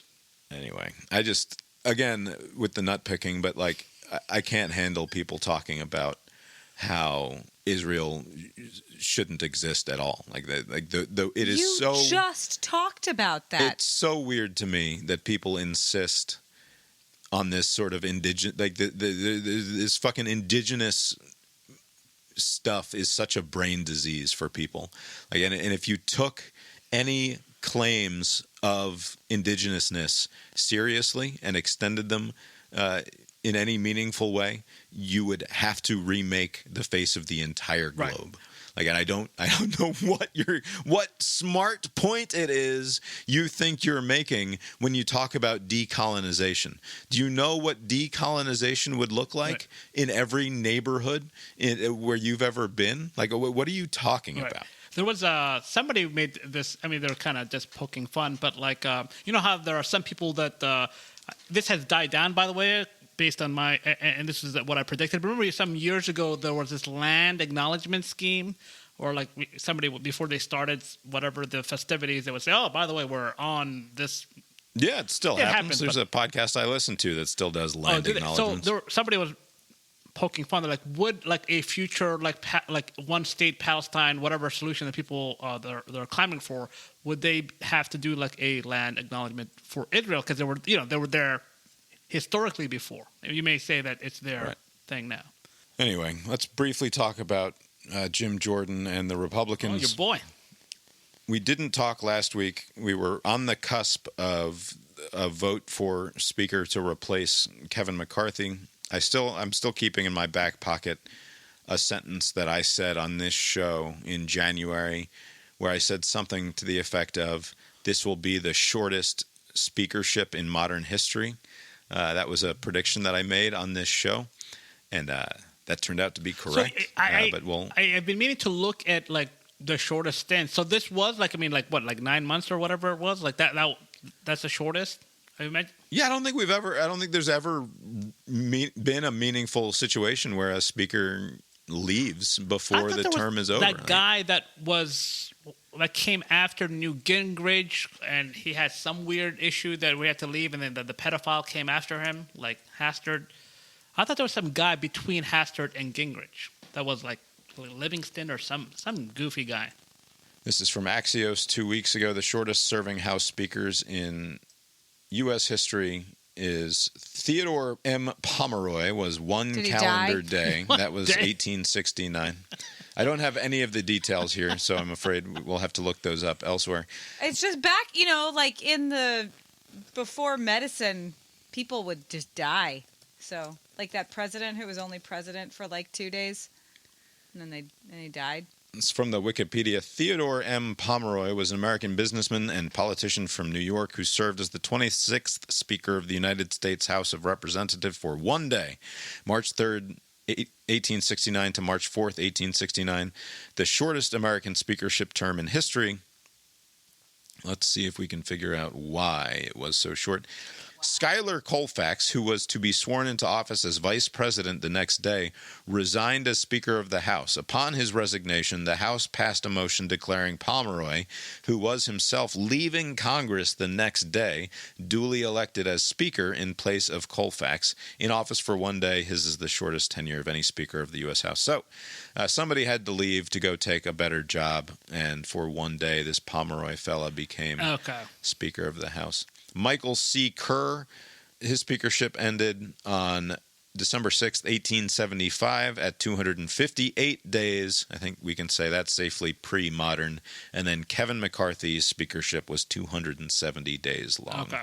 That's the third shortest speakership in the history of the House. I don't think I see my guy. I think maybe he was like up for nomination and it came. I think what you're talking about was a quick succession thing that happened mostly before anybody actually ascended to the speakership. But yes, it's a good reference point though, because the boy diddlers have returned to the United States House of Representatives in the form of, or not necessarily the boy diddlers, but the apologists for the boy diddlers in the form of Jim Jordan. Anyway, McCarthy was out. The early favorite to replace him quickly became Steve Scalise, but he did not have Trump's endorsement. Jim Jordan had Trump's endorsement. They made the mistake of coming out of committee and taking Scalise to the floor, where they found out that he did not actually have the votes to become Speaker. And then this week, we work our way down to Jim Jordan believes that he might have the votes. And this afternoon, in the first vote, we'll recall that at the beginning of the year, Kevin McCarthy had to suffer through 14 votes before finally being elected, I believe, on the 15th go. Jordan failed on the first one, and they were about to bring a second vote, and I guess it looked like he was going to fail again, and so they didn't bother bringing the vote. So there'll be another a night of phone calls and arm twisting and hand wringing and all of that sort of thing, trying to get the last Republicans in line to give Jim Jordan the gavel, which a week ago I would have said, had we talked about it, was absolutely never going to happen. Because Scalise was going to get it the first go-round, or... Not necessarily that it was going to be Scalise, but that because there's no way, like, despite all of the evidence to the contrary, that the Republicans are just going to fucking do whatever, and that any attempt to apply certain former standards to the behavior of the current Republican Party is a fool's errand. Right. But like Jim Jordan, if for no other reason than the scandal at Ohio State involving the team physician who sexually abused hundreds of Ohio State athletes over the course of decades-long tenure there, Jim Jordan was an assistant wrestling coach from 1987 to 1995, I believe, are the years that he was an assistant coach there at Ohio State. And by the accounts of upwards of a dozen of former wrestlers there, he should have known. and in fact did know that the guy at Ohio State who was in charge of doing the physicals and doing the medical care for Ohio State athletes was abusing male athletes.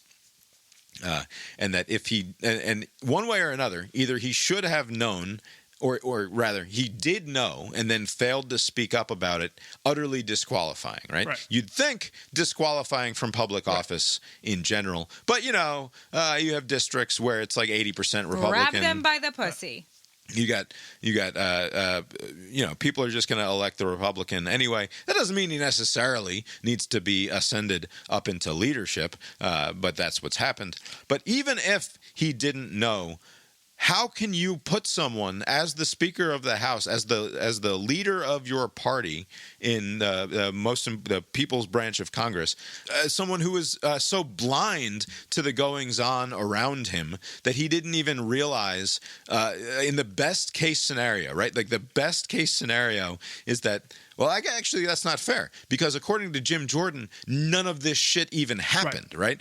That an investigation that went down and the tens of millions of dollars that were paid out to former athletes by Ohio State, which never contested the allegations in the first. They didn't even put up a defense. They were like, "Yeah, we believe you, and here's a bunch of money." Jim Jordan comes back and says, no, those guys are fucking liars, and you can't believe anything that they say." That should be disqualifying, right? The fact that he's taking that position, that itself should be disqualifying. Or, in my head, the most favorable view of Jim Jordan is he was just blind to the fact that all of these people who were there in his care, under his direction as an assistant coach on this team, maybe he just didn't know. Maybe he was just completely blind to it. That's the best argument for Jim Jordan. And that's the guy that you want to put in charge of your entire conference? I think you're out of your goddamn mind. And maybe that's why he's going with that. Maybe he was so blind, maybe he thinks like I'll pretend that it didn't even happen instead of defending that I don't know what happened, but I didn't see it happen, like a more nuanced kind of position. So I don't know. It's a weird argument, but but it's not the argument that he's taken. The argument that he's taken is all of these dudes are liars. The ones who said that the doctor abused them, they just have a financial interest. He must think that that's a more defensible lie than the other lie. Like, let's say if he knew. Or he could just lie and say, I didn't know. And they're like, well, so it happened, but you should have known. Like that, I guess maybe he's trying to protect himself against that charge. I don't know. But in any event, the 20 people who voted for someone other than Jordan, I can't imagine any of them let that be a deciding factor, right? Like they don't care about that at all, right? They're not saying, I have qualms about what happened at Ohio State, right? Like their reasons for not voting for him are... there's different reasons for it, but that's not one of them. And Elise Stefanik had the balls to bring up his. That's right. She said she talked about how in the wrestling ring you want Jim Jordan on your side or something. Like I'll drop the clip in here. Whether as judiciary chair, conservative leader, or representative for his constituents in West Central Ohio, whether on the wrestling mat or in the committee room, Jim Jordan is strategic, scrappy, tough, and principled. He is a mentor, a worker, and above all, he is a fighter. And the American people know, we know, that Jim Jordan is a winner on behalf of the American people. She had the fucking cojones to mention the wrestling stuff as if nobody knows, like everyone is supposed to be ignorant of this fact, or are they just proudly waving it in front of our fucking faces? And I don't know. But to the point of like, it can't be Jim Jordan. The reason why he's up next is because after Kevin McCarthy, the obvious big names based on their position in leadership are going to be Scalise, Jordan, Stefanik, right? So, like, you're thinking, like, if Scalise gives it a go and it fails, I assume that Jordan would have even a worse chance, right? Because he's a little more abrasive than Scalise, right? Even if they believe in the same things, he's more abrasive. Yeah, and by the way, like cuddly Steve Scalise, who used to pal around with white supremacists when he was a much lower level politician in New Orleans. What was that, right? that thing he said? Like he's David Duke without something? He had some... David Duke without the baggage or something like that? Yeah. Which is weird because like David Duke is all baggage, like so you're not David Duke then, right? But anyways, like so this seemingly futile attempt to try to become speaker, it seems like it's not going to go anywhere because from what I'm hearing, he did get to 200, which is a big number. He got fewer votes than Jeffries. But those 20 holdouts, they're thinking we'll hammer out some sort of arrangement with each one. From what they have been reporting, the Manu Rajus of the world are saying is that among those 200 are some people that are voted for him just for the first round. Basically, like, I'm going to hold my nose and vote for you. I didn't want to do it. So, like, if he were to make some inroads with the 20 who have voted against, let's say if he cut that in half, who's to say that another 10 who only voted for him the first go around to be a team player aren't going to then vote for somebody else who, other than Jim Jordan, because they never wanted him, but they're going to play ball. And if it's not going to amount to anything, I should just stand up for what I want, right? So, like, it seems like whatever the number is going to be tomorrow, it'll be around what it is today. And so once that fails, let's say this does go as I expected, which is going to fail. He's not going to be a speaker. Does Stefanik stick her neck out, or does she preserve it for like a future? She's young. She can just not be party to this and just go with whatever that caretaker argument that I heard today, where the dweeb with the bow tie can just be, we'll entrust him with more power to be an actual acting speaker, so that we can kind of get the work done for like 30 days, 60 days, or whatever, and then we can basically, it's like a continuing resolution of the speakership. Right. Because what is the business of the House at this point besides showing up and passing a continuing resolution to keep the government open? They're anticipating that they're going to get some supplemental funding a request from the White House, like for Israel plus Ukraine, right? So they would have to approve something along those, that also, right? So it's not just and also they've been spending a week or two on this, like. There's still that the government shut down a month from now. The thinking was they were going to use those 40 plus days to iron out a new deal, but they don't even know who to deal with, right? And so the whole thing seems to be kind of a mess. But like, I think like after Jordan, if he were to fail, then it doesn't make sense to add more people. I mean, it would be very absurd if McCarthy tried to nominate himself. After all of this mess, but like that's the only other name I can think of, because I don't think Stefanik would want to, unless she's an idiot, to take part in this exercise, because she also is going to be short of the vote, right? Why would they vote for her? I mean, the New York delegation all voted for other people, and so it doesn't make sense. Again, I joked about it either last week or 2 weeks ago, but like the only person who could easily become Speaker of the House right now is Donald Trump. I think he'd succeed on the very first go, and beyond that, like I don't know what it's going to look like. It's crazy to me that there's not a Speaker of the House. Dweeb. That's going to be the move. Yeah. Anything else in the news worth mentioning here?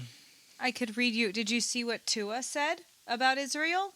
Did you see what Tua's chiming in? Tagovailoa said into a microphone? Yeah, go ahead and read that. Okay. It's good. Okay. Tua. Should I just play the clip? No, I read it really well. I kind of want to also bring to the attention, like, I didn't really realize how bad things were in Israel. I just wanted to bring attention for those who didn't necessarily understand things that are going on, that it really is bad. If you don't understand, if you go on Google, you look, you search, and you read about what is going on in this world needs prayer. I don't know what we've come to, but just my thoughts, my prayers are out there with those people in Israel. I know there's the Ukraine and Russia war still going on as well, and I just wanted to bring notice that although we have the freedom to do this here, play football, and be able to have this freedom to do these things, that to come back into reality and think that's where we all are in this world, I just wanted to bring that to the attention. Hopefully we can all come together and pray for the kids, the children, the wives, the women, the men that are putting themselves out there every day for those unfortunate events that are happening right now. That is the sound of a 25-year-old man finding out that there are other places in the world. Today I learned. Today I found out that there are whole other countries where bad shit happens. You know, you have ChatGPT right there, Tua. Just say, or even just plug in your words and say, make me sound a little smarter than this. don't say Or anything. that. Yeah, a lot of options on the table. You're a football player. I know it's rich of me, podcast, blog, etc., etc. You can just say nothing, right? You can always just say nothing. That is always an option. It's always on the table. You don't have to say anything. So it seems like a lot of people have bought into the school of thought that, like, as someone of some renown, like whether in sports or movies or whatever, that you have a quote-unquote platform and you would be irresponsible if you didn't weigh in on current affairs. But Tua isn't one of those people, Right. generally. So yeah. That's why this is so something. Do you think that he's not? Because I'll bet you, what's the over-under on his number of Instagram followers? It's gotta I be would the set millions, the right? over-under No. This It's was got at to a be press like 1.5 conference. million, right? This- Like that's yeah, but he's not like one of those players or celebrities that always has a take. Like I've never heard of him having anything to say about anything. Yeah, did he have ever. like a podcast? the point is called that they all Tua's have these Takes? fucking platforms, though. What's that? What? Sorry, is under. It's 1.1 million is so the 1 number on million, yeah. Instagram. But maybe he didn't subscribe to that school of thought, but like whomever his handlers are, like, oh, people will want to hear from you, Tua. All these other people are weighing in. I don't think that Aaron Rodgers, Right. sure, like other people. We don't need to hear from Right, Aaron but he's done Rodgers it either. before. Sorry. No, I don't. But he's a guy who has things to say a lot of the time. Where like Tua hasn't said anything since he stabbed me in the heart. Has your favorite quarterback Tebow said anything? Like, is he just see? I mean, I if don't he's know. showing restraint, That's the thing. other people should. Tebow says, "Look, you get me to Palestine with some medical shears and a Bible, and we're gonna do some good work down there." Don't make fun of him. There's not any, unfortunately for him, not enough. There's no kids to snip, because they're all snipped up over there on both ends. So Yeah, don't bring him. Well, he'd into be why happy would you to- bring he'd be him up? happy to Don't do help. that. You've been listening to Cast Iron Brains, a podcast with Bob and Abe. Find the show on Facebook or Twitter. Said it again by accident. Don't do that. We are still there, though. Brainiron.com, castironbrains.com for a show note. The opening and closing themes of the show were composed by Mark Gillig. Tetramermusic.com, Tetramer music.com. Mark's been trying to get me to play chess against him this week. He texted me he wants a rematch. Apparently, I played him once in chess before. I don't remember this. Probably when he visited. Because I'm a bad friend. It wasn't when he visited. It was apparently when we went to New York City one time and we played chess at a bar and I whipped his ass. And my only opponent for the last few years has been my son. So I feel incredibly out of practice and I've probably gotten He's been worse practicing. at chess. So I'm a little bit nervous He's about been playing. practicing with an app, Andy. Don't let him lie are to you you. playing possum? How does this work again? I'm not playing possum at all. I sincerely don't know. He's a smart guy, and if he's been training himself up as well, he could be in some trouble here. I bet that a thing that would make me really angry would be watching you and Mark Andy Gillig play chess. Well, the way to do it, I bet I would throw up or explode I at haven't, how long it took. I haven't set this up yet. But I'm no longer like I spend enough time fucking dicking around with my phone based on the notifications that come in that like I used to play Words with Friends or Scrabble on That was fun. the we phone. could do that again. But like you'd get a notification and it'd be like, okay, now you play your turn. It wasn't usually like you sat there and just played a Words with Friends game for 20 minutes with your buddy across town or across the state or across the country. It can be that. No, I know. That's what I'm saying. It can be that, but usually Not when you play. it would be like, okay, I'm going to make my turn, and then maybe he'll make a turn today, or maybe not, and then maybe there'll be a furious back and forth of like 5 or 6 turns, and then we have a break or whatever. The way to do it is to pick a night, a couple nights a month maybe, and say, look, from 9 o'clock to 10:30, that's the chess match time. We'll get on the That's Zoom what everybody or did the during Meet. COVID. Right. And we'll play on the internet and then we'll have a chat, but it has to be like a time constrained thing. I'm not going to be in a scenario where I'm like back and forthing all day, I see. making moves on the chessboard. it needs to have some structure. Yeah. Yeah, structure. That's the way to do it. I approve of structure. We didn't talk about this either, but real quick, did you see the Jada Pinkett Smith news that broke over the last few days while you were in Mexico? Yes, we actually when we were, it was a topic of conversation on the 2-hour drive to Tulum or one of those cities where we're at, and like somebody, I guess, when the phones came to after the plane, they saw some blurbs about her new book and all of the stuff that she's saying, and people were not happy with her. Like they're like, "Oh, actually, like throwing everybody under the bus. What's the matter with her?" Like that was like the gist. Right. Of Oh, I'm sure the Biffler crowd Women, was right? the Biffler crowd was not on Jada's side, no doubt. But so Fucking this was women again. I'm not that anybody women. needs the recap, but this was one of the most purely joyful and hilarious things to ever happen. Was when Will Smith stood up and punched Chris Rock in the No, face. it wasn't. Wasn't that like, holy shit, It what was just happened? horrible. Is this a bit? And then it wasn't. It was horrible, but it was also thrilling in a way that modern life God. often is not any longer. It was quite in unbecoming, the- though, for like him to do it. That It was was like terrible. one of the worst moments of my life, which speaks to my privilege, obviously. But that was terrible. It was amazing, and it birthed so much fucking fun content. I'm sure that was a really fun episode of this show, for example, when we discussed that for like an hour and a half. And one of the arguments that at the time I remember was that like Will Smith laughed at the joke, just being like a public-facing person. Like even if he didn't like it, maybe like he kind of was trying to laugh it off so we can go on about the night. And like, Right, the first cut to Will Smith after the joke comes out of Chris Rock's mouth was, "Aha, you got us, like a good one." and then apparently, it turns on a dime. Then there was apparently a death stare, and then he changed course to the violent assault.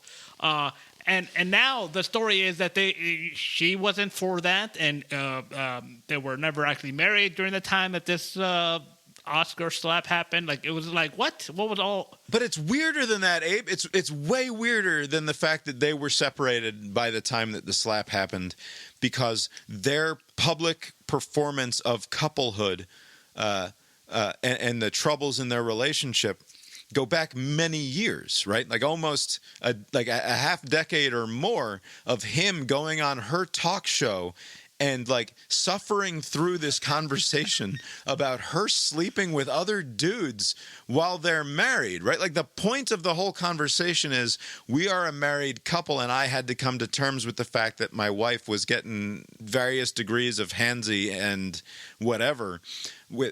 He became a national figure of cuckoldry. Right. Will Smith did, right? Where he sort of owned up to the fact that he wasn't a good enough husband, and so his wife was going out and having to sleep with like other rappers or something, and the whole time they weren't together. Like it's mind-boggling the psychological gymnastics that were going on in those two people's heads, and especially Will's head, to allow himself to be subject to this entire weird performance of a thing when they hadn't even been together for years, that they were living completely separate lives, apparently, for a very long time when all of that happened. And then years later, the slap thing happens. It didn't track.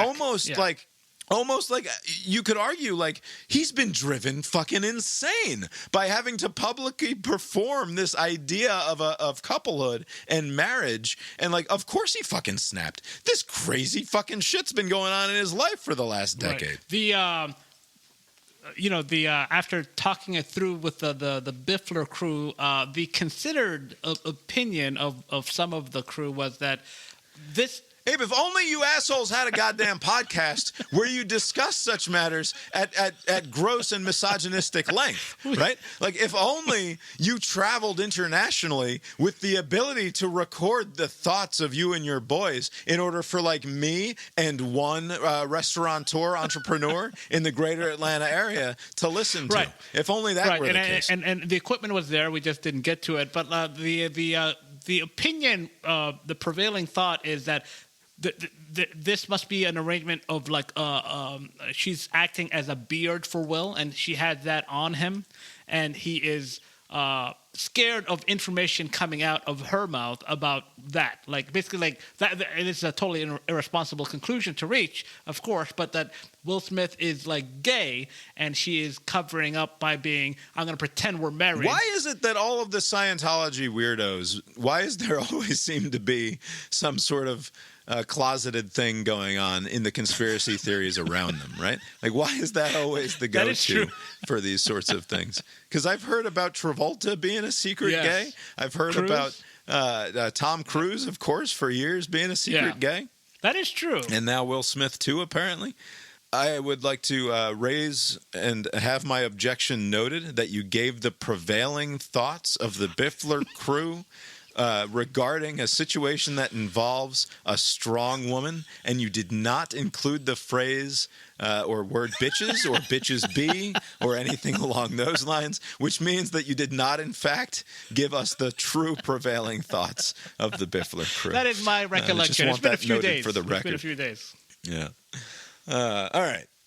Anyway, I was absolutely, you don't often get a piece of pop cultural news that is like truly deranging. Like, like the fact that this all happened and they had been not legally divorced, but functionally divorced for going on like a decade at the time of this event. And then to reconcile that with the fact that the whole drama that we know about their relationship also took place during a period in which they were not functional as a couple. It just utterly boggles the mind. And it was funny, my mother, she was like complimenting me in some way by suggesting that I was a self-reflective person, and of course my immediate reaction to that was like, fuck you. What? No, I'm not. Fuck you. What are you talking about? I'm not self-reflective, and the reason that, like, it's not just an automatic reflexive type thing, but like there's a fine line. And I think more so now than ever in the modern context, between being a good self-reflective person who tries to figure out the shit that's going on in their own heads to sort of help better understand how they are in the world and how they relate to other people and how other people relate to them. And whatever it is that Jada Pinkett Smith is doing publicly with regards to trying to figure herself out, right? Because that's when you listen to her interviews with the Today Show people about like and any of the others, like she had a New York Times magazine profile, I think, this week as well, or maybe it was just the book review, whatever. But so much of the language is about really trying to figure yourself out and looking inside, going inside, trying to figure out the best version of you. And like, fuck that. This is just narcissism. This is just people who cannot imagine that there are other people who matter at all in the goddamn world. Also receiving votes from the Biffler contingent is that Will Smith has a public shaming fetish that, similar to Kevin McCarthy, and so this is like in furtherance of that. Got a big humiliation kink. And she's like, well, I was going to sell the book anyway. I could knock that out while also shaming you, and you'll get off, and we're all happy. Maybe it's a happy love story, and not some sort of sinister. The main lesson of life online in the last 20, 25 years or so of human evolution is that there are way more exhibitionists, way more voyeurs, and way more humiliation fetishists than we could have ever possibly imagined. And we were a people just waiting for the infrastructure to come into place for us to truly flourish in that way. And that's what life has been like on Earth since the late 90s. Good times. Did you make it to the movies, or were you too busy going to Mexico? So I did. AMC had not branched out to Mexico, so there weren't any AMC theaters for me to watch any movies because I had left. Which means you did not make it to Taylor Swift, then, correct? Thank God, because I saw some of some clips where people were. I mean, this is, I guess, a musical concert film or whatever, so it's fine that people are behaving like they're at a concert, but like it's not like a movie kind of environment where people are seated and not saying anything. So like, This kind of behavior would not fly at the local Alamo Draft House, that's for sure. they'd be It's kicked out. exactly where it did fly. So what I did do was, in anticipation of this week's release, which I've been looking forward to for some time, Killers of the Flower Moon, with DiCaprio and whatnot. I in Mexico read the book. I was like, I want to read the book because they always leave stuff out. So that's why it's my 1-2 combination. Like read the book and You then want watch. to read the book so that you're disappointed when you see the movie. No, I wanted to read the book because when I saw that, I read somewhere it was a 3.5-hour movie, right? So I'm like, I guess they're going to include everything, but they can't include everything that's in a book, in a 300-page book. And so I wanted to read the book to get the full picture and then see what choices Scorcese made to say that's not important. Because there are a couple of like side kind of things where like it didn't really apply to the whole story. So you can kind of tell what they're going to cut out. But I'm interested to see how they present the story because in the book, holy shit, like the people that were behind the killings are like just pure evil. Like, most people are like, if you're robbing somebody, like, hey, here's this gun, perhaps that money, and then the transaction is over, right? But it's a Western, right? I mean, it sounded like a 1920s as Oklahoma. polite as Mexican cops, right? Here's our gun, perhaps the money. But it's very transactional and quick. But in this case, just really quick, the Native Americans, like the Osage tribe, they were told to like fuck off where they were happy and living, and they said, "Fuck off! You can live in this one shitty part of Oklahoma. Nobody wants this garbage that sounds part familiar. of Oklahoma." It's not nearly as nice as New Mexico. So they were told to fuck off to this random place that nobody else wanted, and turns out there was a lot of oil, right? And so they secured for themselves. Is this actually about the Middle East? I know that is true. Maybe it is. So what they did, they were concerned about, once the white man figures this out, they're gonna kick us out of this land, right? Because it's a very fruitful land. So before word got out how much oil there was, This sounds like an academic or dramatic treatment of the turnabout of the famous phrase "Indian giver." The Indians were perhaps worried, but concerned for that. Although that's like in reverse, it's always like blaming the other for what you did. So to get ahead of the likely scenario where they would come and take, like, hey, oh shit, nice shoes, give me that, right? To avoid that, they in the agreement that they signed, like, okay, we're gonna fuck off to this plot of land, but we want like this additional provision added to this agreement, so that is by law, and that additional bit of legalese was that the land can be transferred to somebody else by money. It can only be transferred through inheritance. So they're saying it can only go through the kids or whatever, right? Or the spouse. And so they're like, who cares? This is garbage land. Who cares? They signed it off and they fucked off to that part of the state. And once the oil flowed and they were like obscenely rich, there were people that came and married into and then poisoned to get the inheritance. And that's kind of the crux of the story. Gotcha. And so in the book, like the guy that Leonardo DiCaprio is playing is like in his 20s. So I was like, oh, that's a weird choice that maybe they're gonna do some sort of aging thing. Old, but like he's supposed to be like in his like late 20s, not like what is he 50? So yeah, and he's at least 50. And the guy that De Niro's playing, De Niro's what, like pushing 80? He's like in his 50s. So like maybe they just kind of just pretend they're a little older. That's not gonna be a big thing. But it'll be interesting to see how it works. But I think, the reading, I want to see if it does. I mean, obviously, I know the story. I just want to see how he does it, because that would be interesting. Was it a good book? Would you say go read the book? I mean, great. It's pushing. I mean, there are a lot of people. There's a lot of hardship in the book, but like it was like more involved, like because this was basically the agency that turned out to be the FBI. This was like their first big case that they got right.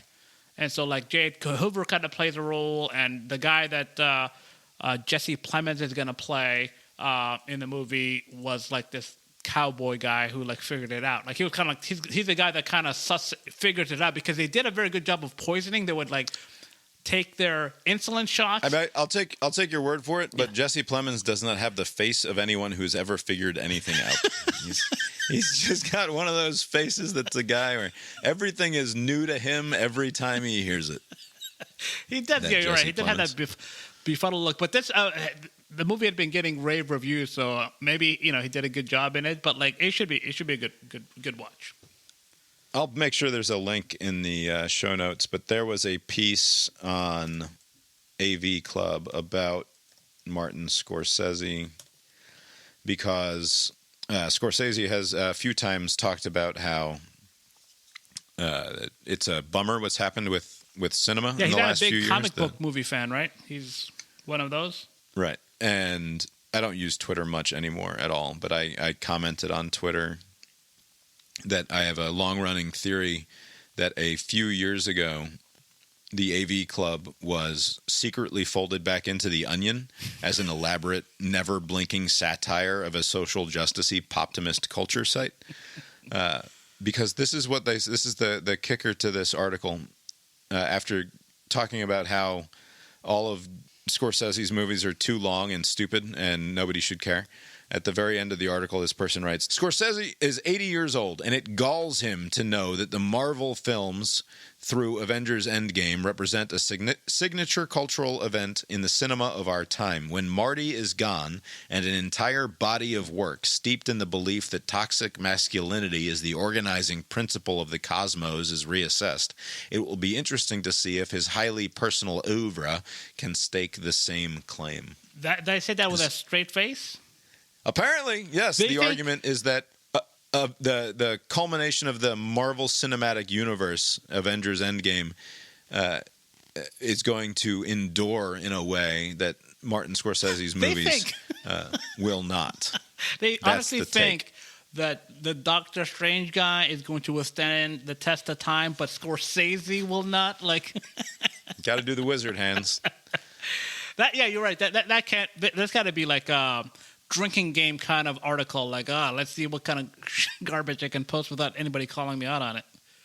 Yeah. The movie looks fun. I've seen the trailers. It looks... It doesn't look fun, it doesn't look fun at all. I mean, fun in the way that... It looks like a fucking slog like everything else he does. Fun in the way that I enjoy movies. It's well-paced for 3.5 hours. I bet it isn't. I bet it's not.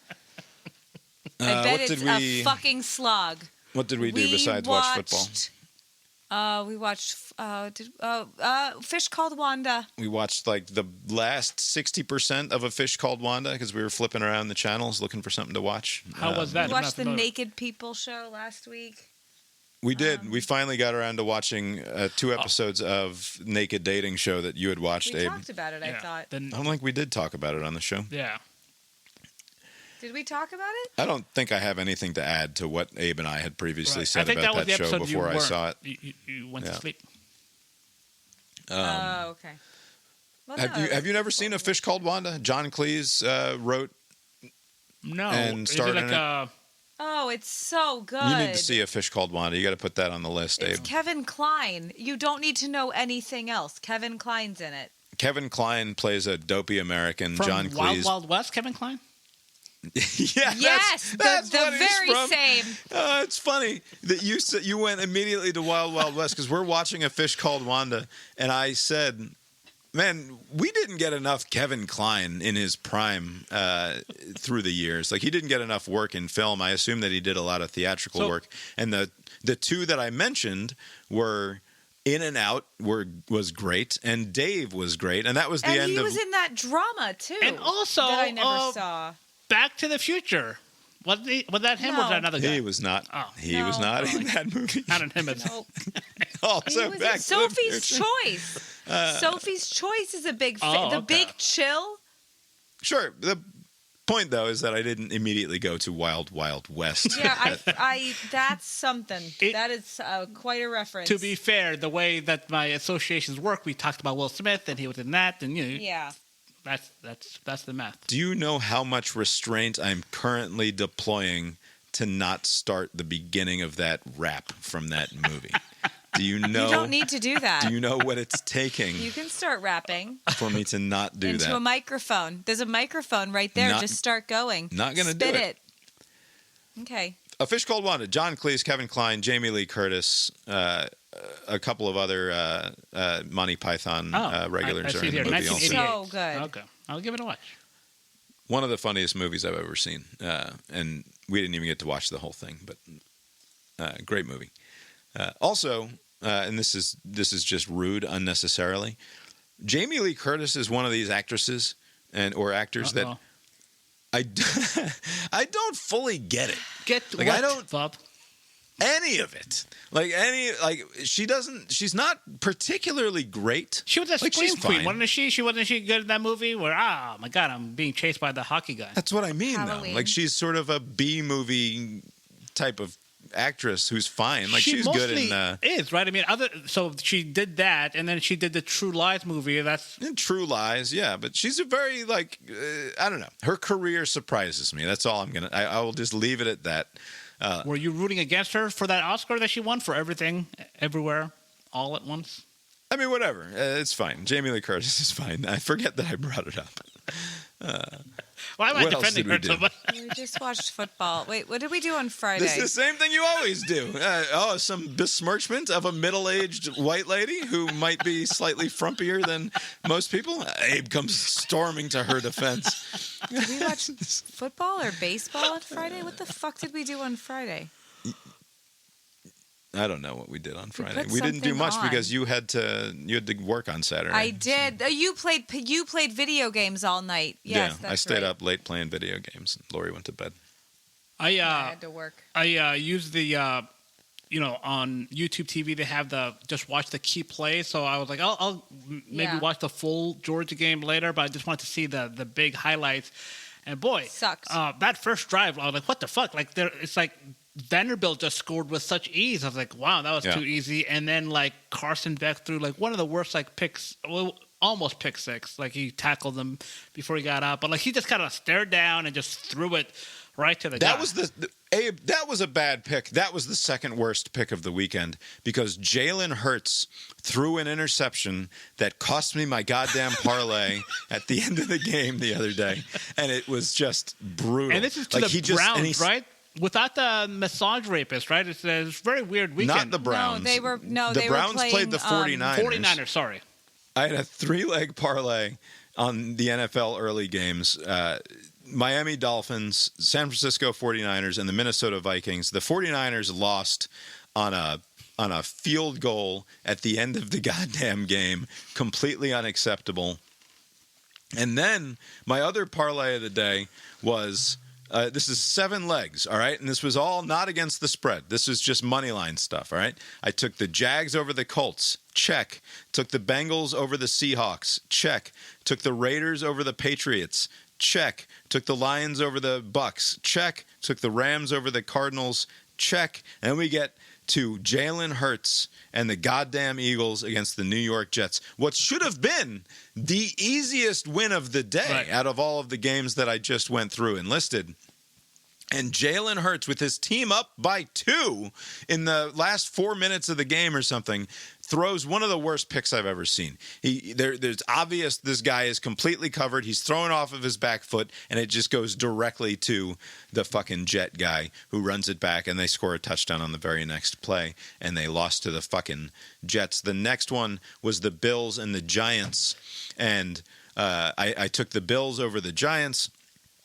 And that ultimately is what ended up happening as well, though the Giants put up a hell of a game. I assume you didn't see the Sunday night game, Abe, but this Giants team with Tyrod Taylor as their quarterback because Daniel Jones is hurt. Tyrod Taylor didn't even know he still played football, if we're being completely honest. Actually did okay. For the Giants, and the Giants defense showed up for the first time, and the Giants had every opportunity to win that game, and the only reason that they didn't is because the referees refused to call back-to-back pass interferences at the very end. So they gave them an untimed down after an obvious pass interference, and then there's an even more obvious pass interference on the untimed down, and they refused to throw the fucking laundry on the field, which is very frustrating. You know what else happened? Brock Bowers sprained his ankle Yes. and had surgery today. So he can't So win a Heisman what is anymore. the current time frame? Like about 6 weeks? He may come back. They won't Okay. say. It could be anywhere from 3 to 6 weeks. The Like, reason that they know. won't say is because this is not a decision that's made at the collegiate level anymore. This is a decision that's made by the Brock Bowers team moving forward, right? Like the only reason that this surgery even happens is because this is the best way to secure Wrong. his You're wrong. future. You're wrong. You're wrong. He's wrong. I disagree. Okay, so I'm not here's the wrong. thing with It's a high different ankle sprain. interpretation. A high ankle sprain is going to heal on its own. Okay. You do nothing. It's just time. going to be fine. You just need to let time He pass. has nothing to prove to the NFL at this point. Like, he was always going to do fine at the draft But- next year. He would definitely be fine by the combine next year. The only reason to do this surgery is to be able to play again in college. Right.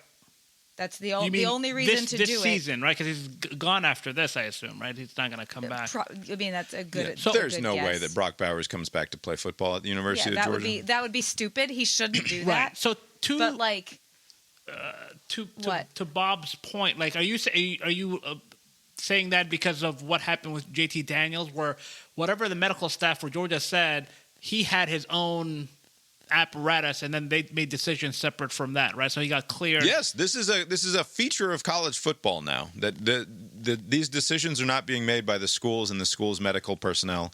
These are decisions that are made by player agents and Yeah, by but- player representatives and by outside physicians. And maybe it's better ultimately. I don't know necessarily that it's not better for the kids and for their long-term prospects, but it is a significant change in the way that these sorts of decisions everything are made. I've read indicates that you don't do this surgery unless you want to play sooner rather than later. Like, he'll fine either way, but you do the surgery so that you can get back sooner. Do you think there's any chance that part of the reason why they're withholding a timetable is to see if the Carson Beck without the safety blanket of Brock Bowers team loses like enough games I to think be it's out of 'cause the they 14 literally playoffs? don't know. And then at that point, like, well, Like I'm out the- anyways. The article that Seth Emerson wrote, he said that this was a surgery Tua had in 2019 or something, and was out 3 weeks and was fine. Okay. Like, it was when he hurt his other ankle. Like, his first ankle was hurt. This is when he hurt his other ankle. He was back in 3 weeks. It's also the surgery he had that players take 6 weeks to recover Gotcha. from. They just don't. You can't know. Like, Okay. Sure, you can't know. And so who knows? that's why there's no timetable, because they don't have one. Right. It's 3 to 6 weeks, which is either this season or not, Right. depending on how the rest of the Because season yeah, 6 goes. weeks would be right around SEC title game, Exactly. and if you came back for that, and then the playoff run. But yeah, it'll be interesting to see what they settle on, because I just feel really bad for him. Oh, he's fine. I know he's fine, but we're gonna lose a game, and he's gonna feel like it's his fault. It's just, I wanted him to go get nominated for a Heisman, and now he's definitely not Yeah. gonna do that. Well, he was never going to win it anyway, so it doesn't So- I matter. think he'd been Go to nominated. New York, hang out. Dogs didn't look great, as you suggested there, against Vanderbilt. Weirdly, it was a game that also never felt in doubt in any meaningful way, even though the game was close and sort of ugly. Like, I never worried that Georgia was actually going to lose the game. It didn't even really occur to me that Georgia was going to lose the game watching it. So that was kind of weird to experience a game that was sort of close but never felt actually close. I think it was the Georgia game. I mean, first of all, they had this weird camera angle with field goals. I want to see both. It was on, very like, weird. the way they had it. But there was Because of the construction. like a very manageable field goal by the Vanderbilt kid, and like it was accurate but short. But it was like I got a good laugh out of it because it was like 36 yards. It was not a very long field goal kick, and he kicked. Apparently, the wind was very windy. intense throughout the southeast over the weekend. Was the problem. It was a very funny visual. Just like I was like, oh, that looks great, and then it just bloop, and then the refs and it just fucking dies. Yeah. It feels like Georgia has two different teams. It's like sometimes it's like let's not play. Yeah, who's going to show up? Who's going to show up against Florida? Is it going to be the team that whipped Kentucky? It's per drive. It's not even per game. Right. It's like in a drive. The good news is I don't trust the Florida coaching staff to come up with the sort of game plan that even fucking hateful Hugh Freeze was able to come up with. Like I don't think that those goobers down there really know what they're doing. So I'm not too concerned about Florida. This is a schedule though that, again, that Ole Miss game, like I could totally see Georgia getting into a very weird game with Ole Miss where like 115 points are scored or something crazy like that. I'm not looking forward to that. Georgia's pass defense is very weird. They're just like letting a lot of people just go. Yeah. Anyway, we've talked long enough tonight, I'm sure. Abe, have you got anything else for us tonight? Nope. Well, I guess that's all we've got for tonight then, and we'll talk to you next time. Later.